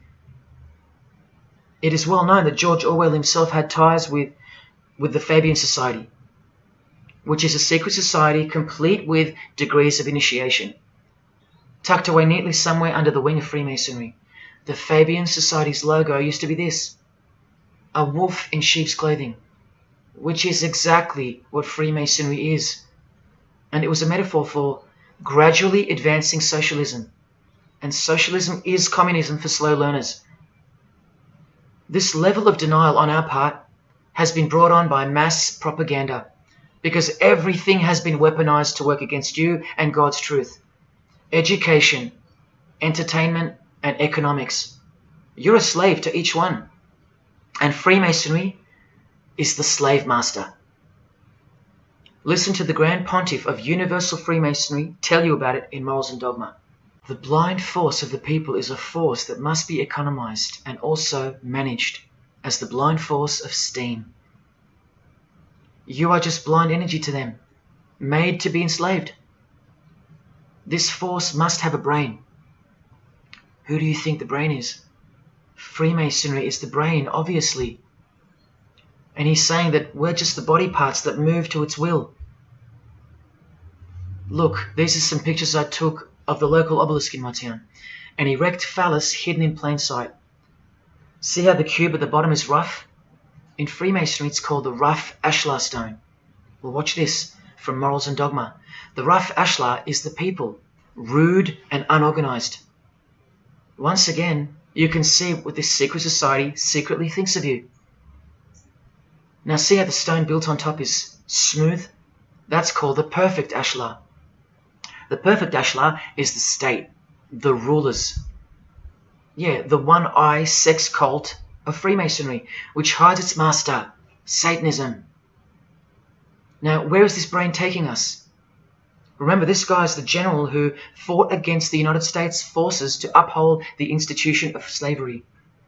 And the Grand Pontiff of Universal Freemasonry, who calls you the vulgar herd and the ignorant multitude, and admits that, yes, unbelievably so, Lucifer is the light bearer. This is the highest authority in Freemasonry, the secret religion of all our leaders and idols. Believe it. Now listen to this.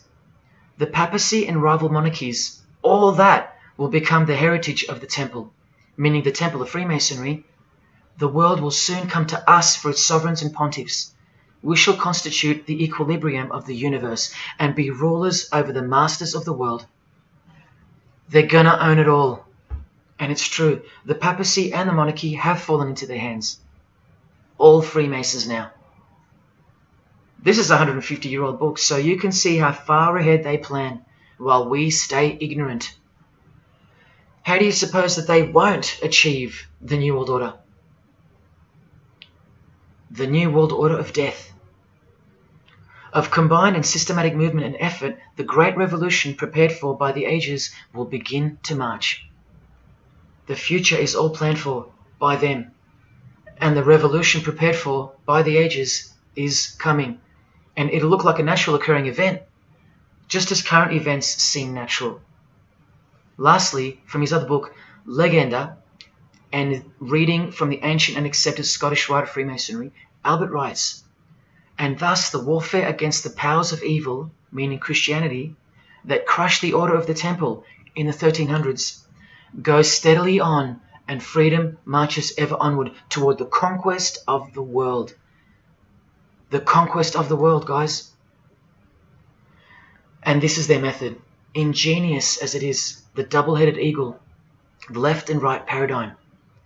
Whether you are pro-abortion or life, prefer Macca's or KFC, Ford or Holden, vote Liberal or Labour, shop at Coles or Woolies, go for the Parramatta Eels or the Canterbury Bulldogs, always the two most opposing forces, the result always feeds the one belly.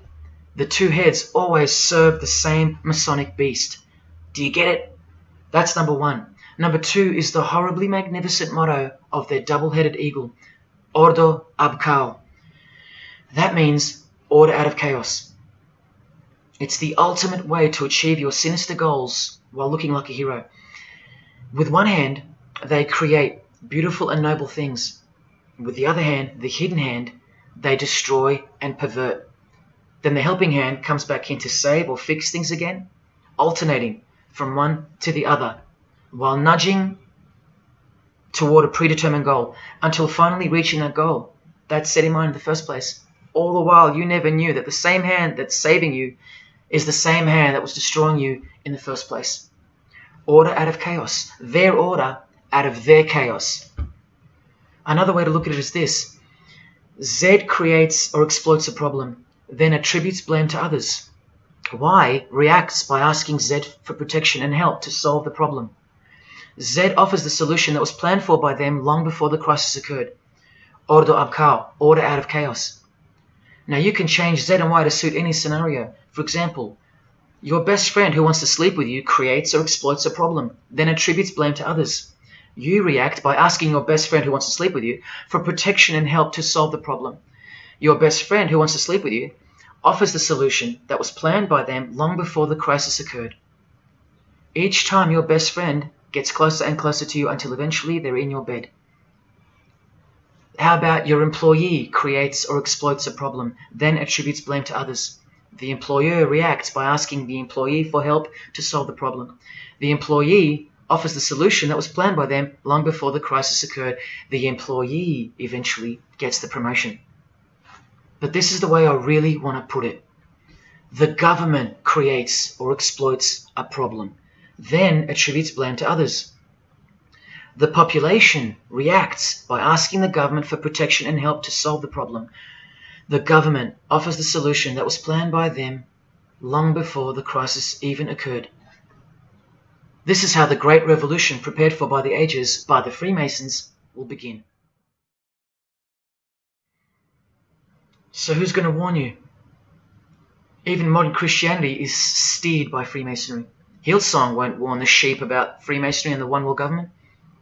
What, the Hillsong senior pastor who wrote these books and lives here? No chance. Did modern day Christian heroes like Billy Graham warn you about Freemasonry? Well, no, because here he is giving the Master Mason grip to other Christian giants like Paul and Jan Crouch, all Freemasons. Here he gives the same third-degree handshake to former President Harry Truman, and here to a Muslim Freemason. Billy is listed as a Freemason in the 33rd degree Albert Mackey's History of Freemasonry by the publisher on the inside flap. Billy's son, Franklin Graham, also won't ever expose Freemasonry because he's too busy eating at Voodoo Donuts, where they sell these donuts and these pentagram donuts. More Christian heavyweights like John Hagee or Hagee throwing up the devil's horns. He'll never preach against Freemasonry. Neither will all these world-famous pastors throwing up the devil's horns. The very popular Ray Comfort even stated that he wasn't a Freemason. Well, here he is, giving a perfect Masonic handshake with pastoral giant Joyce Meyer. Do either of them expose Freemasonry, or the fact that it's the driving force behind the One World Government, all predicted by Jesus? Of course not. What about Christian radio or the Christian music scene? No, not a single word of warning whatsoever regarding the satanic church that lives and breathes all around us. Freemasons like Bono, wearing the Christian name tag, his whole band of Freemasons. Bono too should know better than anyone that a one world government is a trap as foretold in the Bible. But Bono supports it. Oh yeah, he works for it. Just like the Masonic Pope does.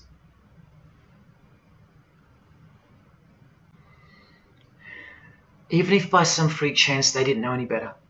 No disciple of Jesus can bend their knee to another man in the Masonic Lodge, calling him master and swear to keep secrets. Look what they call each other from the Encyclopedia of Freemasonry. Master Mason, Grand Master, Most Eminent Grand Master, and the most appalling title of all, Most Worshipful Master. Most worshipful. Do you see how extra deluded the Christian Freemason has to be when Jesus said, "Do not be called master, because one is your master"? And what about all those oaths? Don't worry, Jesus covered that too. What I tell you is this: do not put yourself under oath at all, but let your yes mean yes and your no mean no. How's that for an idea? But the Freemasons' yes means no, because they all swear to lie and conceal from the first degree initiation all the way through. What is whispered in your ear, proclaim it from the rooftops. That's Jesus. You see the contrast? How precise he was and still is. You think Bono and the Pope don't know about the Masonic calendar and how it's not the same calendar as ours? From the Encyclopedia of Freemasonry, the real date of the world is found by adding 4000 to the Vulgar era. This whole Christian era is vulgar. So the year in the Masonic world is actually 6021. And this abbreviation is in French, the Vulgar era, beginning since the year of the Lord, since the year of Jesus Christ. That's how they feel about the current age, which is coming to a mind-blowing end by design. Now, do you think Freemasons aren't capable of mass murder? Well, Joseph Stalin murdered approximately 20 million people, and he was a Freemason, displaying the sign of the master of the second veil of Freemasonry. Vladimir Lenin was the leader of the Bolshevik Party, and he paved the way for the mass murder of 60 million people, mostly Christians, and he was a proud Freemason. And ladies and gentlemen, this is Adolf Hitler, a Freemason, clearly giving the grip of a Master Mason. And here he sits next to his military leader, Hermann Göring, who is also displaying his allegiance to Freemasonry with a hidden hand. He even displays the Masonic triangle, just like fellow Masonic brother Jay-Z. The mind of Hitler surrounds you now. It just hasn't pounced yet. The mind of Hitler isn't isolated to some portion of the world anymore. It now encompasses you. Hitler is everywhere. Far more clever than you can imagine. Evolved and sleeping in your bed. It's easy to say that's impossible. Once upon a time, 70 million Germans adored him. Once upon a time, Hitler was named Man of the Year by Time magazine. You've been fooled by the satanic machine. Please don't try to get inside to the mind of Freemasonry. It's like trying to understand Satan himself. You can't, and you don't want to. Freemasons will make friends with their most hated enemies. They will cross-dress their morals to move closer to their goal. They'll make the English language void of any meaning by turning everything inside out and upside down to camouflage its objectives. They will simultaneously create charities along with the greatest machines to ever destroy the hearts of men, like pornography. They will sell their souls to gain the world. They are a dichotomy, a paradox, a lie that loves to speak the truth and a truth that loves to lie. They are a snake eating their own tail, consuming what they produce. Freemasonry is hell dressed as heaven, death dressed as life.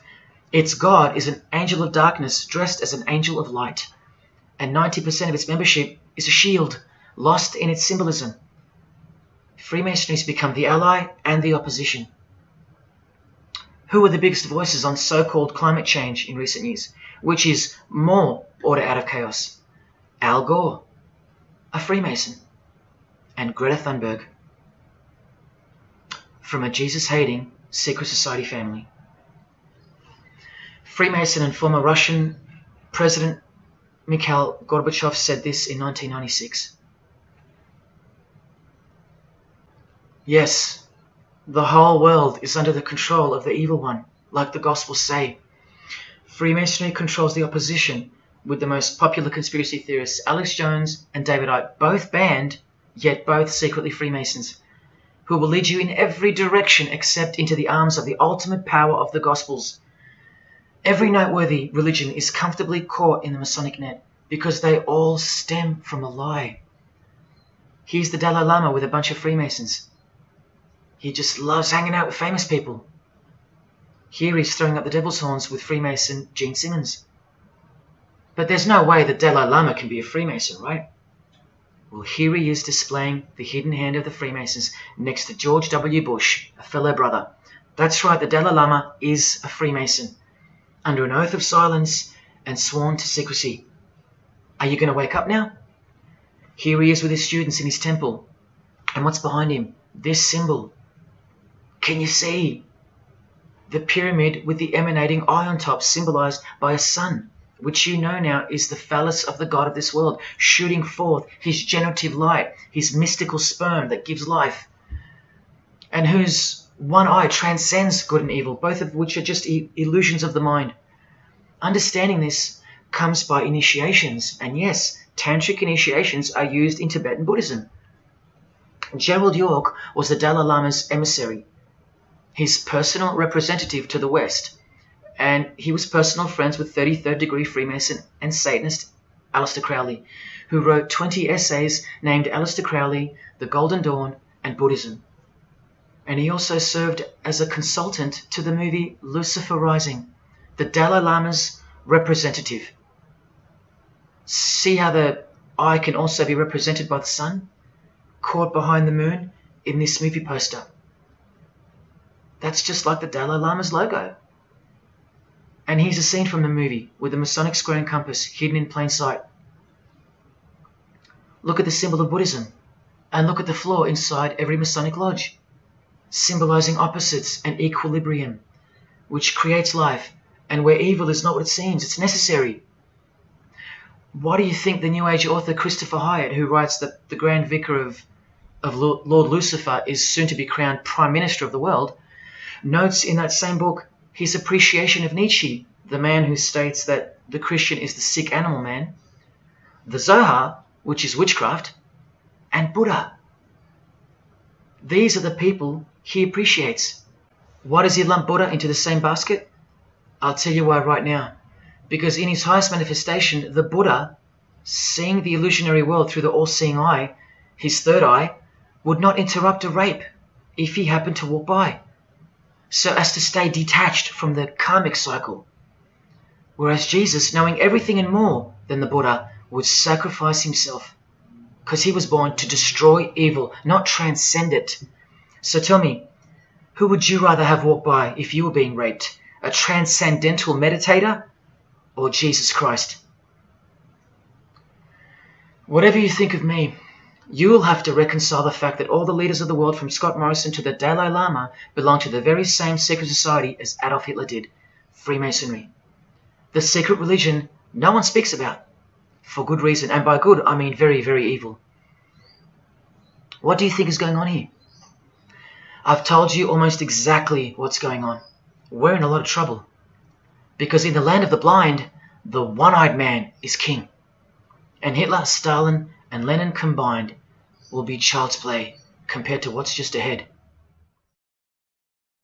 Now here's a point-blank picture of the future and the reality of their most brutal truth from the 33rd degree Freemason Aleister Crowley's The Book of the Law.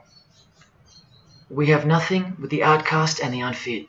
Let them die in their misery. Compassion is the vice of kings. Stamp down the wretched and the weak. This is the law of the strong. Do you see? Can you see the future yet? Now please pay attention from his other book, Magic in Theory and Practice. This is what all the degrees of initiation are for. And this is what it takes for them to create the New World Order. he speaks of the initiation in the true order of the Rosy Cross. Rosy Cross being another name for the order of the Rosicrucians. Remember the guys that built this? Now this is a 33rd degree Freemason speaking. It is extremely desirable that he should have attained an absolute degree of moral emancipation. That is purity of spirit and perfect understanding. I've shown you this over and over. Because the world is full of evil, they mimic the morals of nature, because they are the true morals of the true God of this world. That's purity to them. That's true honesty and perfect understanding. Evil is good. That's the moral emancipation he's speaking of. Now watch this and brace yourself, because this is the future. There is a magical operation of maximum importance, the initiation of a new eon. When it becomes necessary to utter a word, the whole planet must be bathed in blood. This bloody sacrifice is the critical point of the world ceremony of the proclamation of Horus, the crowned and conquering child, as Lord of the Eon. I've shown you that secret societies participate in the science of blood rituals. Well, this is what it climaxes into. A massive blood ritual in the name of the new Eon, the new age, which revolves around a divine plan not of this world, as confessed by all of them. You are not who you think you are. You are not where you think you are. Do you see it? Can you fathom? And what blood means in this world? So much more than what you may have known before now. Blood sacrifice is of the utmost importance. It's what the beings in the other realm require, desire. We can't fully understand it. But do you see how the blood sacrifice of Jesus Christ takes on a whole new meaning now? A very real meaning. And guess what? Because of it, the good guy really does win in the end. You either fall under the blood of the world or under the blood of him. There is no middle ground. Blood is like the monetary currency of the spirits. And that's how God bought us back from the legal ownership of the ruler of this world with blood, his own blood. Now you can begin to understand why they hate him so much. Because that's why he was born into the world of flesh, to produce blood of his very own. Not by means of perishable things were you set free once and for all, by the payment of ransom money, but by costly blood, by the one who was visibly manifested at the closing years of the times, for your sake. That is the truth. Do you think it's just a coincidence that this is the last age before the long planned for new order of the ages? That's ages, plural. That means forever. That's the plan. That's why the Gospels say that he was visibly manifested at the closing years of the times, at the end of this last age. In the book 1984, George Orwell told us, if you want a vision of the future, imagine a boot stamping on a human face forever. I've shown you that this so-called new age is in actuality a new satanic age. And it's not really new at all. It's very old indeed, it's ancient. But like I said, its progress was derailed by the appearance of Jesus on the human scene. Now I'll prove to you that the New Age is an old religion. Novus Ordo Seclorum is part of a quotation taken from the Roman pagan philosopher Virgil's 4th Eclogue, which was borrowed by him from the Sibylline records, which were ancient prophecies delivered by an oracle through witchcraft or divination. That's where the phrase Novus Ordo Seclorum comes from. Now look at what the full phrase actually says. A mighty order of ages is born anew. Both the prophetic virgin and Saturnian kingdoms now return. Now a new progeny is led down from the lofty heavens. Favour, chaste Lucina, the boy soon to be born, in whom the iron age shall come to an end, and the golden one shall arise in the whole earth. We've just been told that the new age is a Saturnian kingdom, which returns. So it's been here before. Next we see that a new progeny, meaning a new seed, a new race, there's that race again, is coming to earth.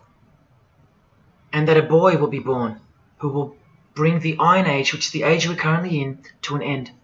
And that the Golden Age, the new age about to begin, will again arise over the whole world. Now, what is the Saturnian kingdom? Well, for starters, this is a band called Saturnian Mist.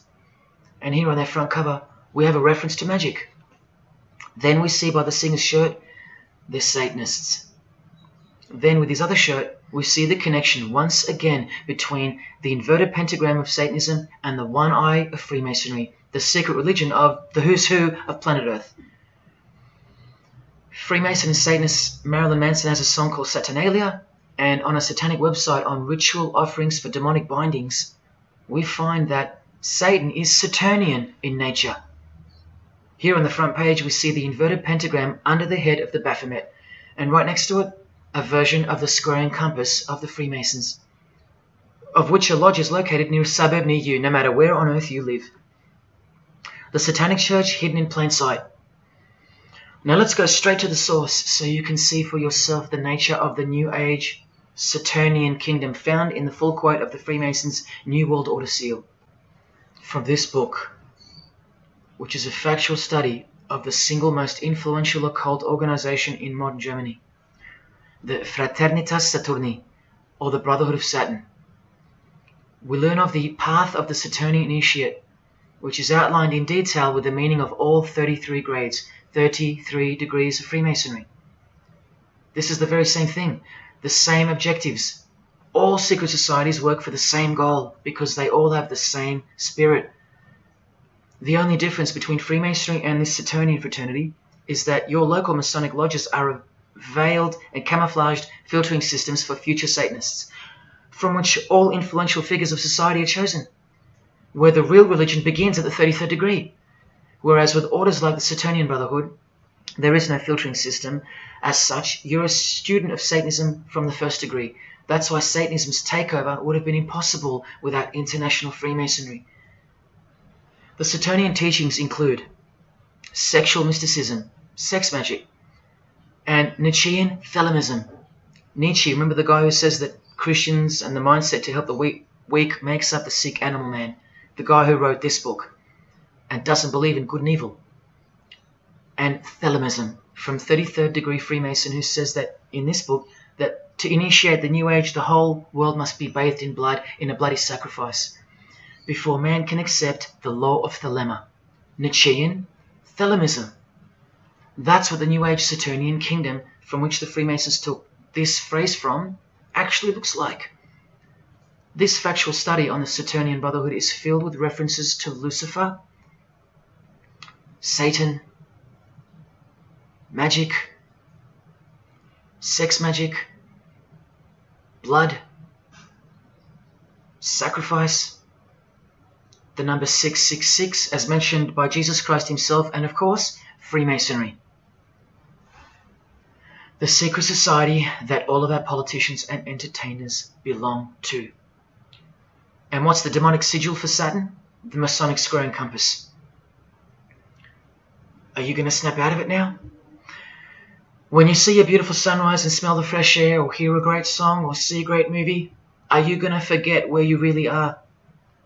When you hear people using Jesus Christ's holy name as a cuss word, are you going to forget where this phenomenon really came from and why it's taking place? Now that you've seen how actual and bona fide the reality of 666 is from their own mouths and symbols, let me show you where else it's revealed. Do you see these Roman numeral numbers down here? They add up to 1776, the year that America officially became the country we know of today. And also the year of the birth of another secret society, which was absorbed into Freemasonry after it was banned in 1785. But look, the base numbers. M is 1,000, C is 100, and X is 10. All you have to do is subtract the base numbers.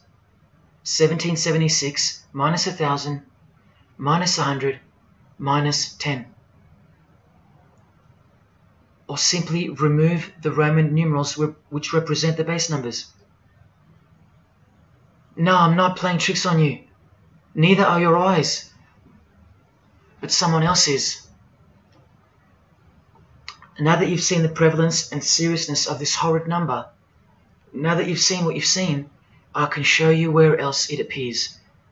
This figure is represented by the numbers. To make this work, they had to remove the number 1 altogether and separate the 2. Of course, we'd be too dumb to pick up on it. But 789 minus 456 is this, multiplied by this lonesome 2. That's right. This dark and mysterious figure is none other than the long-anticipated Antichrist, the ruler of the Saturnian kingdom, which is on its way. And Australia has been steeped up to its neck in secret societies since the early 1900s.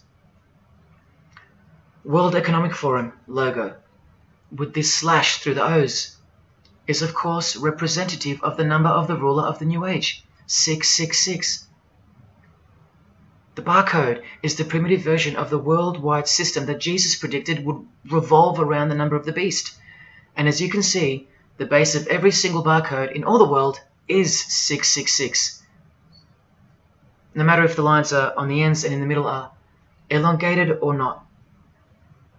I found that out from the horse's mouth in an interview with the man who was commissioned by IBM to come up with a new way to automate data collection. There are in fact 3 6s in the Google logo, which comes from this occult symbol. Coincidence? And he found in a Masonic lodge the square and compass symbol appears in the middle of a hexagram, which is a symbol used in the royal art of Freemasonry, witchcraft, as shown in this book. Well, among other things, the hexagram itself can be broken down to quite clearly represent 666. This is a Masonic square and compass designed by the Manal Masonic Lodge, symbolizing world unity. Up the top you find the logo of the United Nations. Well, there are 33 segments in the UN logo, symbolizing the 33 degrees of Freemasonry. See this crop circle here with the Masonic eye on top of the pyramid? I know nothing about crop circles and the phenomenon of them, but I know how many rays are coming off the eye. 33. 33 degrees of Freemasonry. Don't forget that the highest authority of Freemasonry already admitted to be the designers of the pyramidal seal in a 1962 edition of their magazine, The New Age. I've shown you how the inverted pentagram makes for the spelling of the word Mason in the same seal. Well, that same pentagram with the elongated top horns appears here in a European Union logo. An inverted satanic pentagram right in front of our eyes. Here's the European Union building architecturally mimicking the Tower of Babel. That was the very same tower that the God of the Bible destroyed thousands of years ago, according to the Bible, when Nimrod, one of the admitted founders of the original craft of Freemasonry, tried to unite the world under one world government. So this logo and this building design is a clear statement to the God who intervened the first attempt at a world government. This is England's Secret Service logo for MI5 with the word intelligence being symbolized by the eye of Lucifer, who was viewed as the most intelligent entity in existence by the secret societies. And this is the symbol for the Information Awareness Office. You know exactly who's in control, and now you know exactly what they want, and they will get it. In a 1962 article written by former US President and Freemason's wife, Edith Roosevelt, in the New Hampshire News, and speaking of the spiritual counterpart building for the United Nations, called the Temple of Understanding, she writes that the symbolism planned for the building dates back to the black magic practiced by the high priests of ancient Egypt, and that the building will contain a giant eye. You don't have to wonder why now, because you know why. This clothing designer is fully aware that the one-eye symbol is synonymous with Satan and hatred of Jesus. Does this movie poster make any more sense to you now? Well, are you ready for the second biggest shock of all? Whatever you think of what you're about to see, please come see me on the other side of this so I can show you something. This clip only goes for a few minutes. And keep in mind, the only reason I'm showing you this to you is because the writer and director of the preview of this movie-style documentary was murdered, along with his wife and his little daughter and his dog, all before the production could begin.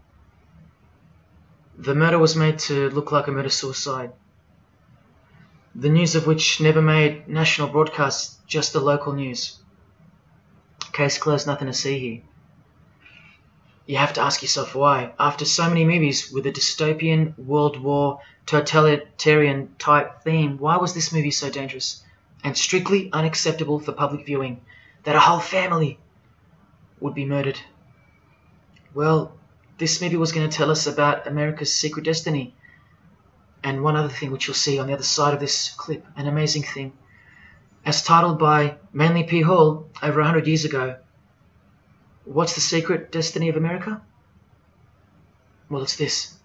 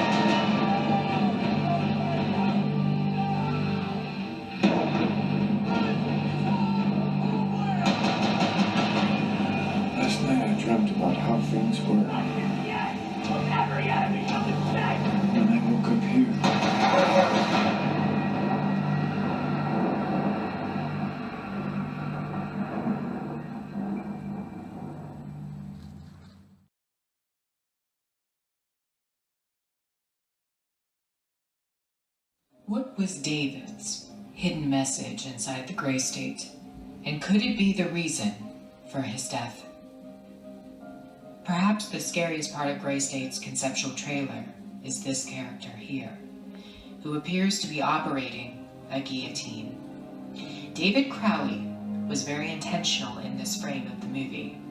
He added something that I believe he wanted the people to know about. Who is the identity of this executioner? If you look closely, you will see that this terrifying character is wearing something around his waist.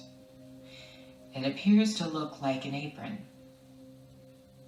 The executioner wears a Freemason apron, complete with the all-seeing eye, the compass, and the two pillars.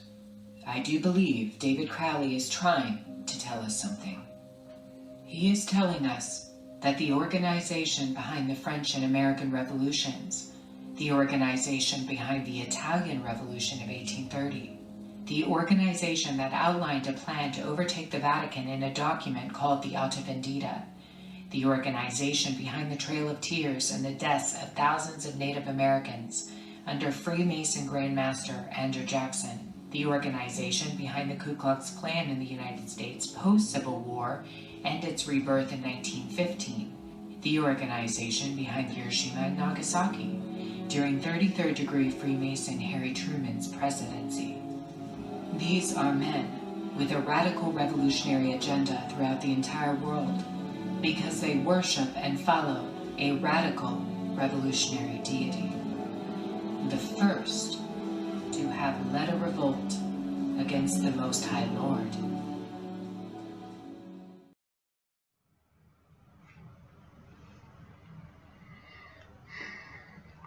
When I was in high school, coming from a completely non-Christian and non-religious family or background, I distinctly remember the first time that I decided that the Bible, or the New Testament, to be more precise, was definitely not true. Made up, fairy tale, whatever. It was one verse, one scripture that to me at the time proved unequivocally that it wasn't written for our time. A prophecy that was impossible to be fulfilled. Here's the verse. And I saw thrones, and they sat upon them, and authority to administer justice was given them. And I saw the souls of those who had been beheaded, because of the testimony they bore of Jesus, and because of the word of God. No way could guillotines be introduced as a form of execution in the 21st century, right? No way. Proof that the Bible was a prehistoric book written for prehistoric people. And this is long before he woke me up on a midnight highway to spare my life from a high-speed collision into a concrete wall. Ladies and gentlemen, in 2021, like the smartphone or the smartwatch, this is called the smart guillotine. Built by Chanel. You know, the perfume and clothing and accessories brand for the rich. What on earth does a perfume company have to do with chopping people's heads off? Well, I thought I told you that all of this is just the tip of the iceberg. I wonder who really owns Chanel. Well, here's their logo, and there is an eye in the design. And have you seen their drip design? How odd. Welcome to the real world. You ready? This is from a legislation archive from the Georgia House of Representatives in the 1995-96 sessions. This is Bill HB 1274 on the death penalty, guillotine provisions. How far along are we into enacting these bills worldwide? I don't know. Maybe they've been enacted already. But I just wanted to show you that in 1995 the ball was already rolling. Another ball that's rolling are the 7 universal Noahide laws. They sound great from the outside, designed so to conceal some terrifying details on the inside. Firstly, they were signed into US law in 1991 by George H.W. Bush on March 26. Here's the bill and resolution. It was named Education Day. As you can see in the details of Resolution HJ 104, they are the 7 Noahide laws, resolved by the Senate and House of Representatives of the United States of America in 1996. Every single president since H.W. Bush has annually re-signed this resolution. Many world leaders have called for the acknowledgement and observance of the 7 Noahide laws, including the President of the European Union in July 2014 and the Australian Governor-General Michael Jeffrey in 2008. And this will be international law. So what's the problem? Well, just for starters, the law against idol worship will include, quite specifically, the worship of Jesus Christ as the Son of God, which the Noahide laws will classify as blasphemy, and the punishment for transgressing the 7 Noahide laws and for blaspheming the ineffable name of God by calling Jesus God is decapitation. I'll let you take that in for a second. This will be governed by a world court with no possibility of appeals. Something like this, an international Sanhedrin. Who do you think is truly behind these laws? Well, I can show you that right now. Here is the bill being signed into law by H.W. Bush, and here is their signature hidden in plain sight, the hidden hand of Freemasonry, displayed by this sinister and gloating-looking individual. And you know what Freemasonry is a cover for now. Who do you think designed the guillotine in the first place? This guy, Joseph Guillotine, a Freemason. Still don't believe in the prophecies of Jesus Christ? You're still in denial?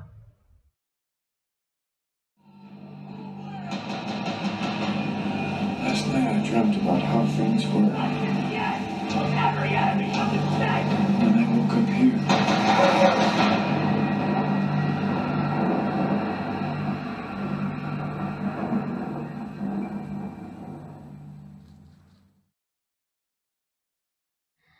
Well, that's why the director was murdered. And his wife, daughter, and dog. I think of them often, and sometimes when I need spiritual sobering up, I think of that fateful and evil night where that beautiful Christian family were brutally eliminated. If you think he wasn't onto something, well, he paid the greatest price to share this with you. Prophecy will be fulfilled. Listen to the words that come right after the execution by guillotine scripture in the Gospels. And I saw those who were such that they did not worship the beast, nor his image, and did not receive his mark of identification upon their forehead and hand. Remember this mark in the video? I'm not saying that the director knew what the mark would be, but based on the symbology, he knew who would be behind it. Look at the triangular symbol of the Freemasons. The Masonic triangle around the eye, and the Brotherhood of Saturn. Now look at the front cover of the book written by New Age author Maurice Nicoll. The mark. Same symbol. Identical to the symbol used by J.K. Rowling, who said its design was inspired by the Freemasons. Who has this tattoo, which represents the Baphomet. Well, Solve Coagula is the process in which they will bring this New World system to life. It's identical to the Masonic motto of order out of chaos.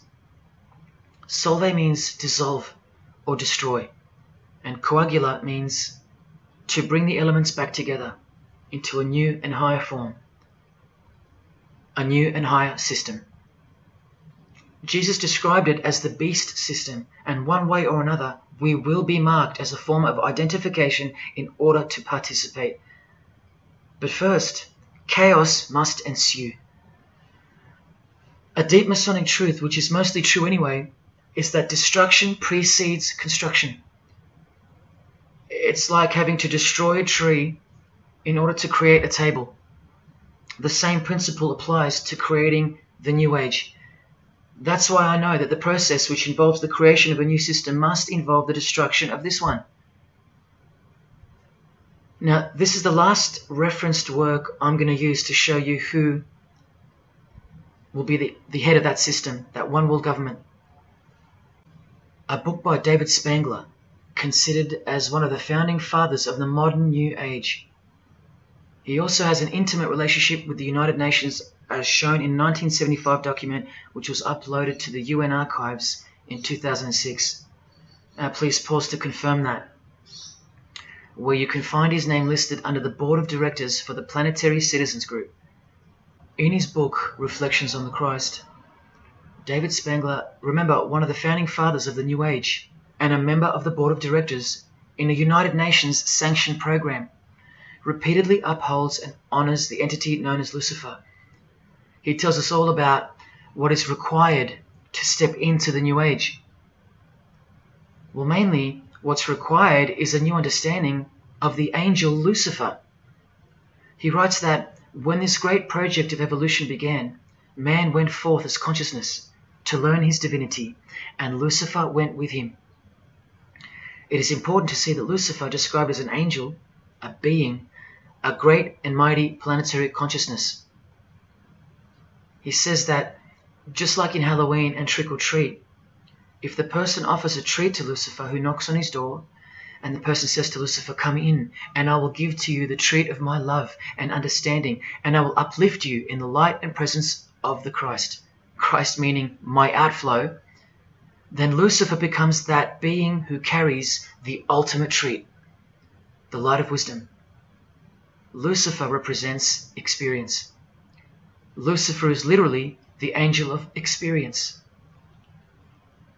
The Luciferic element becomes the true revealer of light, the angel of light. The light that reveals to us the path to the Christ comes from Lucifer. The Christ that he refers to obviously is the Antichrist spirit, who will eventually manifest on earth as one man. But for some odd reason on page 60 he feels compelled to clarify that he was only joking once when he said maybe to enter the New Age we all need to take a Luciferic initiation. Well, that's definitely no joke. That's right, Lucifer is the savior of the secret societies. The solar system was the manifestation of the consciousness of a very great being known as the Solar Logos. And if we go back to the secret society of the Brotherhood of Saturn, we read that mankind will be able to take a measure of egocentric power from the Solar Logos. In this way, Lucifer is the savior of humankind.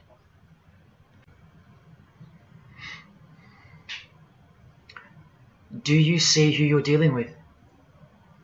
These are the people above you, the rich, powerful, influential, overflowing in all areas of those who are steering society, and they're about to reach their destination.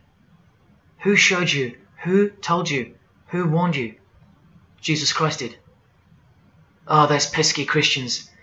In the animation flushed away, the villain Toad conspires to genocide all the rats in the sewer world and replace them with a superior species, a new species. No one is aware except for this one rat who's briefly seen in the beginning. He's a Christian rat, a nut job, carrying around a plaque, as some real-life Christians used to, warning everyone of the impending doom that is upon them. What's the twist that's hidden in plain sight for no one to see? Well, the villain Toad, planning the New Age, wears the ring of a Freemason. This ring. And he wears it exactly on the finger that a Master Mason should. It is worn on the third finger of the right hand.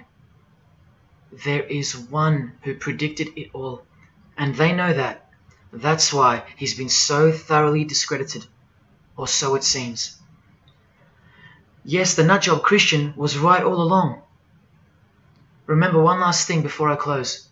From Masonic New Age author Christopher Hyatt, who spoke of the well-planned-for and long-awaited invocation of the Prime Minister of the world, when he wrote in his book, A Massive Truth That I Wish with All My Being That You Would Grasp. Both satanic cults and Christian fundamentalists are closer to seeing the truth than most normal people. The world has always been at war, a spiritual war from the beginning. And if you don't know it, then you're losing the battle. The Gospel tells us so accurately that the enemy we wrestle against is not made of flesh and blood, but it is made of spiritual forces of evil in heavenly realms. That's where the real war is being waged, in the spirit. And now that we know what secret societies are and what they've tapped into, we can rest assured that that statement from the Gospels is true. That's why the common denominator between all of the secret societies is the anti-Christian sentiment. You need to ask yourself why. Why the negative obsession with Christianity? It's not as if Christians run the game. Freemasons have banned Bibles from schools. They teach evolution as a fact. Pornography is thriving. There are no Christian protesters left. Homosexuality is rampant and protected, and Christianity is buckled. Which church preaches against Freemasonry? Which church is telling you about Satan and his hidden church, which has permeated every vein of society? So why do they hate Jesus if they're at the top of their game? Because Jesus Christ is real, that's why. And he left us prophecy that they can't escape. See, the more they win, the more they fall into the hands of the prophecies of Jesus and his Gospels. What a blessing for you, those who would grasp this as truth. What good news for you, and what a terrifying conundrum for them. If you've come this far, and you still don't care, or still unwilling to trust, then you deserve what's coming, as a law of nature. because you've been warned of all of it. The one world government clearly on its way. Cashless society, inevitable. The mark that each person will receive, without which you won't be able to buy or sell or participate in this world. And the manifestation of the name, the number of the name of the one who will implement this system. 666. All of it is coming to pass. Inescapable we are from him. Everything and everyone will fall back into his hands, where he will finally separate the goats from the sheep.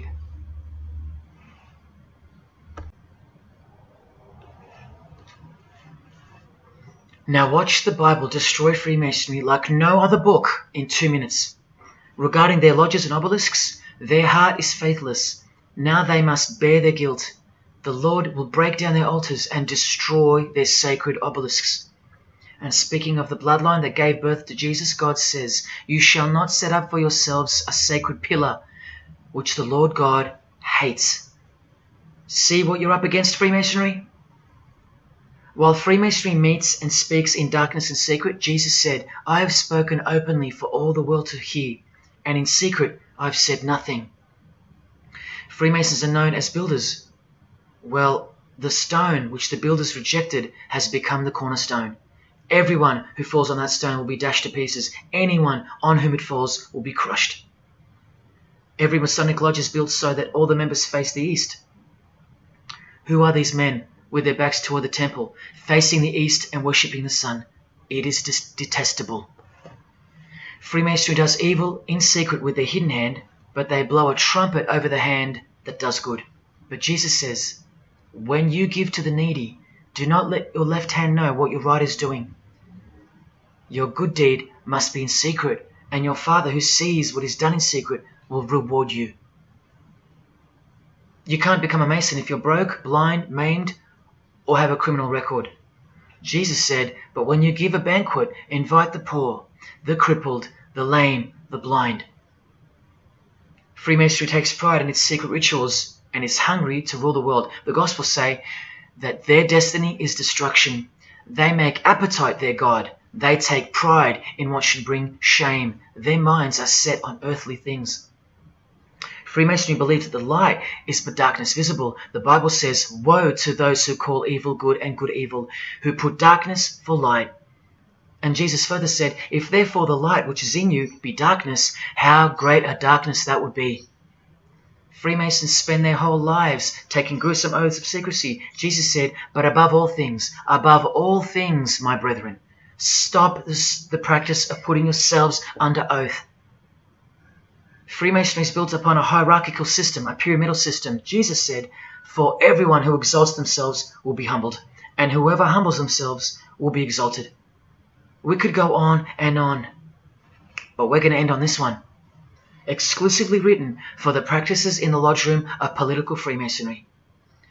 A troublemaker and a villain who goes about with a corrupt mouth, who winks with his eye, signals with his feet, and teaches with his fingers, who plots evil with deceit in his heart. He always stirs up conflict. Therefore, the disaster will overtake him. He will suddenly be destroyed. That is Freemasonry through and through. And apart from the man in the mirror, prior to your baptism of the Holy Spirit, Freemasonry is the villain. They do go about with a corrupt mouth as they are sworn to secrecy. They do proverbially wink with the eye, making the one eye. They most certainly signal with their feet and teach with their hands and fingers. In the lodge, I can vouch. And they do plot evil, stir up conflict, in order to further their goal of the New Age and the New World Order, the greatest conflict being up ahead. But thank God Almighty above, the verse also tells us that disaster will overtake them, and they will be destroyed. One frightful and glorious day, you can count on that. Because the only thing you can count on in this world, more than death, more than taxes, is the Son of God.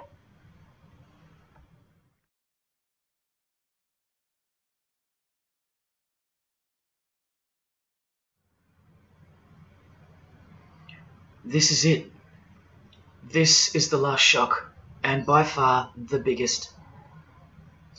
If you ever needed intellectual proof that Jesus Christ is real and living right now, this is it. If Jesus and the Gospels weren't true, then Luciferians wouldn't be running the world. Atheists would, or some other version of modern man. Anyone, but not Satanists, not the passionate enemies of Jesus. If Jesus wasn't real, then so-called Satanists would be scattered here and there over the world in little local covens by silly teenagers rebelling against society and living in their own la-la land with their own little make-believe devils, being make-believe rebels. But no, people who believe that Lucifer is God run the world from top to bottom. They are dedicated to the core. They're highly sophisticated. They make the movies, they star in the movies. They write the songs, they sing and dance. They are worshipped as idols. They set trends, they live large, and they practice witchcraft, complete with sex magic and blood sacrifices. Why? Why do they do that? Why would they bother? Because witchcraft is real and has been since before civilization began, hidden from the vile multitude who have been stupefied by propaganda to the point that they don't believe in anything anymore. And who waged a war on witchcraft on your behalf? God did, the God of the Bible. If Jesus wasn't real, Luciferians wouldn't be building their paradise on earth. Atheists would. If Jesus wasn't real, Luciferians wouldn't be passionately hating him to the point of keeping their existence hidden under penalties of torture and death. Lo and behold, in the 21st century, yes, if Jesus was a myth, Luciferians wouldn't be working overtime to inadvertently fulfill every prophecy that Jesus gave us. Can anybody read me? What part of Jesus foretold a worldwide cashless system, a worldwide government, and a worldwide religion do you not get? If Jesus wasn't real, why do former Satanists freely admit that only the true Christians are immune to witchcraft? They have no power over the disciples of Jesus. How is that possible? And what about this one that's been going around? If the Gospels were written by the Catholic Church in order to control people, then why didn't they include a pope in the scriptures? There's no pope here. Why didn't they include instructions to obey the priests? There's no priests in the New Testament, except for God himself and all his disciples. We're all priests. If the Gospels were an invention of the Catholic Church, why does Jesus say to call no man Father except your Father in heaven? Yet every priest holds the title of Father. If the Gospels were an invention of the Catholic Church to control people, why were only priests allowed to own a Bible and not the common people? Why did they burn William Tyndale at the stake, a Christian scholar who translated the Bible into English? Are you with me? Please help me understand how you don't believe in Jesus when even your enemies, the high-ranking Freemasons, think that you're stupid for not believing in Satan. There was the first shock, which was the fact that an international secret society exists at all, and that all people in power, prominence, celebrities, they're members of it. That was the first shock. The second shock was the oaths they take and the rituals they perform. Decapitated heads, brains exposed to the sun, drinking wine from human beings' skulls, all done by the people you respect the most. Pretty shocking if you have any brains left in your skull and heart left in your ribcage. The third shock was the reason they took the oaths and performed the rituals. And that reason is that the secret society they all belong to is in fact Satanism. The fourth shock was the details of witchcraft and the details of the new satanic age, the Saturnian kingdom, where billions are planned for death to pave the way for a spiritual and technological utopia. But do you know what the biggest shock of all is? The shock that surpasses all of them combined. It's Jesus. Jesus is the shock. He's the shockwave, the reality and truth of him. Because that changes everything. He changes everything. The greatest news you could never think up, that God left his abode to come here a form of hell, manifest on earth, to be ridiculed and executed to save our sorry asses by taking a bullet for us. Don't worry, his second coming won't be so sacrificial. Better start fearing like you fear a cop and like you fear a judge. Oh, I know you tremble in front of them. But you don't fear God? Oh, how we love the darkness and sin. Possibly you, loved gossip, you loved sex and porn, you loved sodomy, you couldn't stop lying, you couldn't stop cussing, you loved your idols, singers, actors, sports people, sports teams, putting people who fart, smell and eventually die on a pedestal. You just couldn't cut yourself off from the ways of the world. Purity? Who wants to be pure? I have to be pure? I have to live holy? Stop sinning? That's so boring. What kind of God is this? To hell with that God. Well, do you like filth in your home? Do you? Do you like filth on your carpet, on your clothes, on your face? Do you invite filthy guests over and give them a share in all your belongings and all your power? Do you give them the keys to your house and car? No, you don't. But the Creator, who has the greatest house of all, he should. We can barely earn $1,000 a week, and we don't give that away to anyone. But now God should share his wealth with you, the unclean, the unrepentant. Is it too much to ask your filthy guests to clean up before they enter? To watch their mouths, to control their willy? Is that too much to ask? Oh, but if God was real, what about all the children that die? What about them?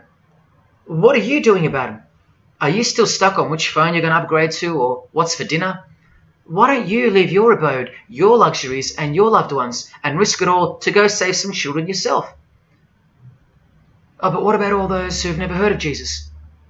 Let me ask you, what's your excuse? I know they have one, but what's yours? You've heard of him.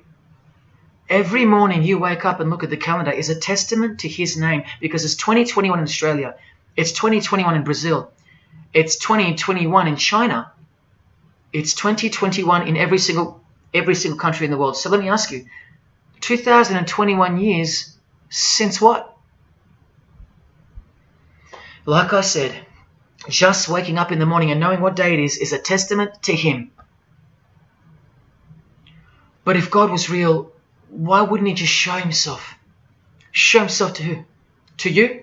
You can't even get on your knees and repent. You can't even hate sin and scream out to him. So why would he?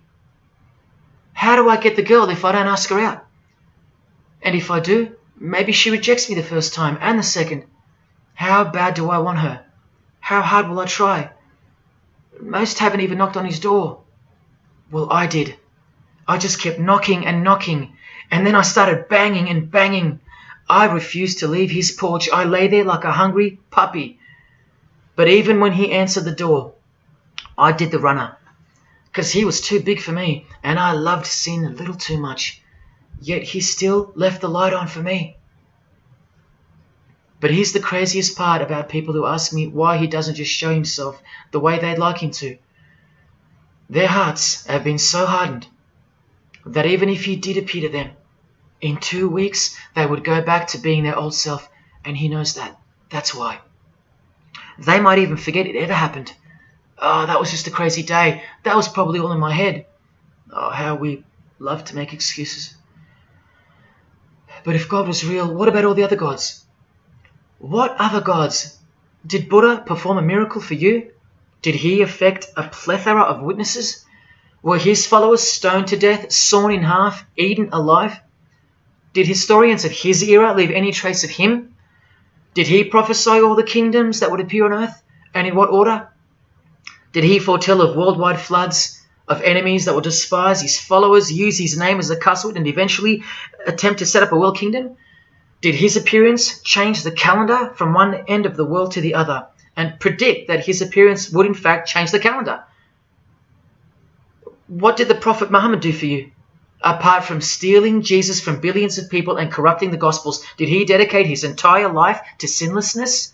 Did he remain celibate so that his blood could make a difference in the hidden realm by the science of sacrifice, which is practiced in secret every day, in order to shield your very soul? No, he didn't. Instead, he had 11 wives.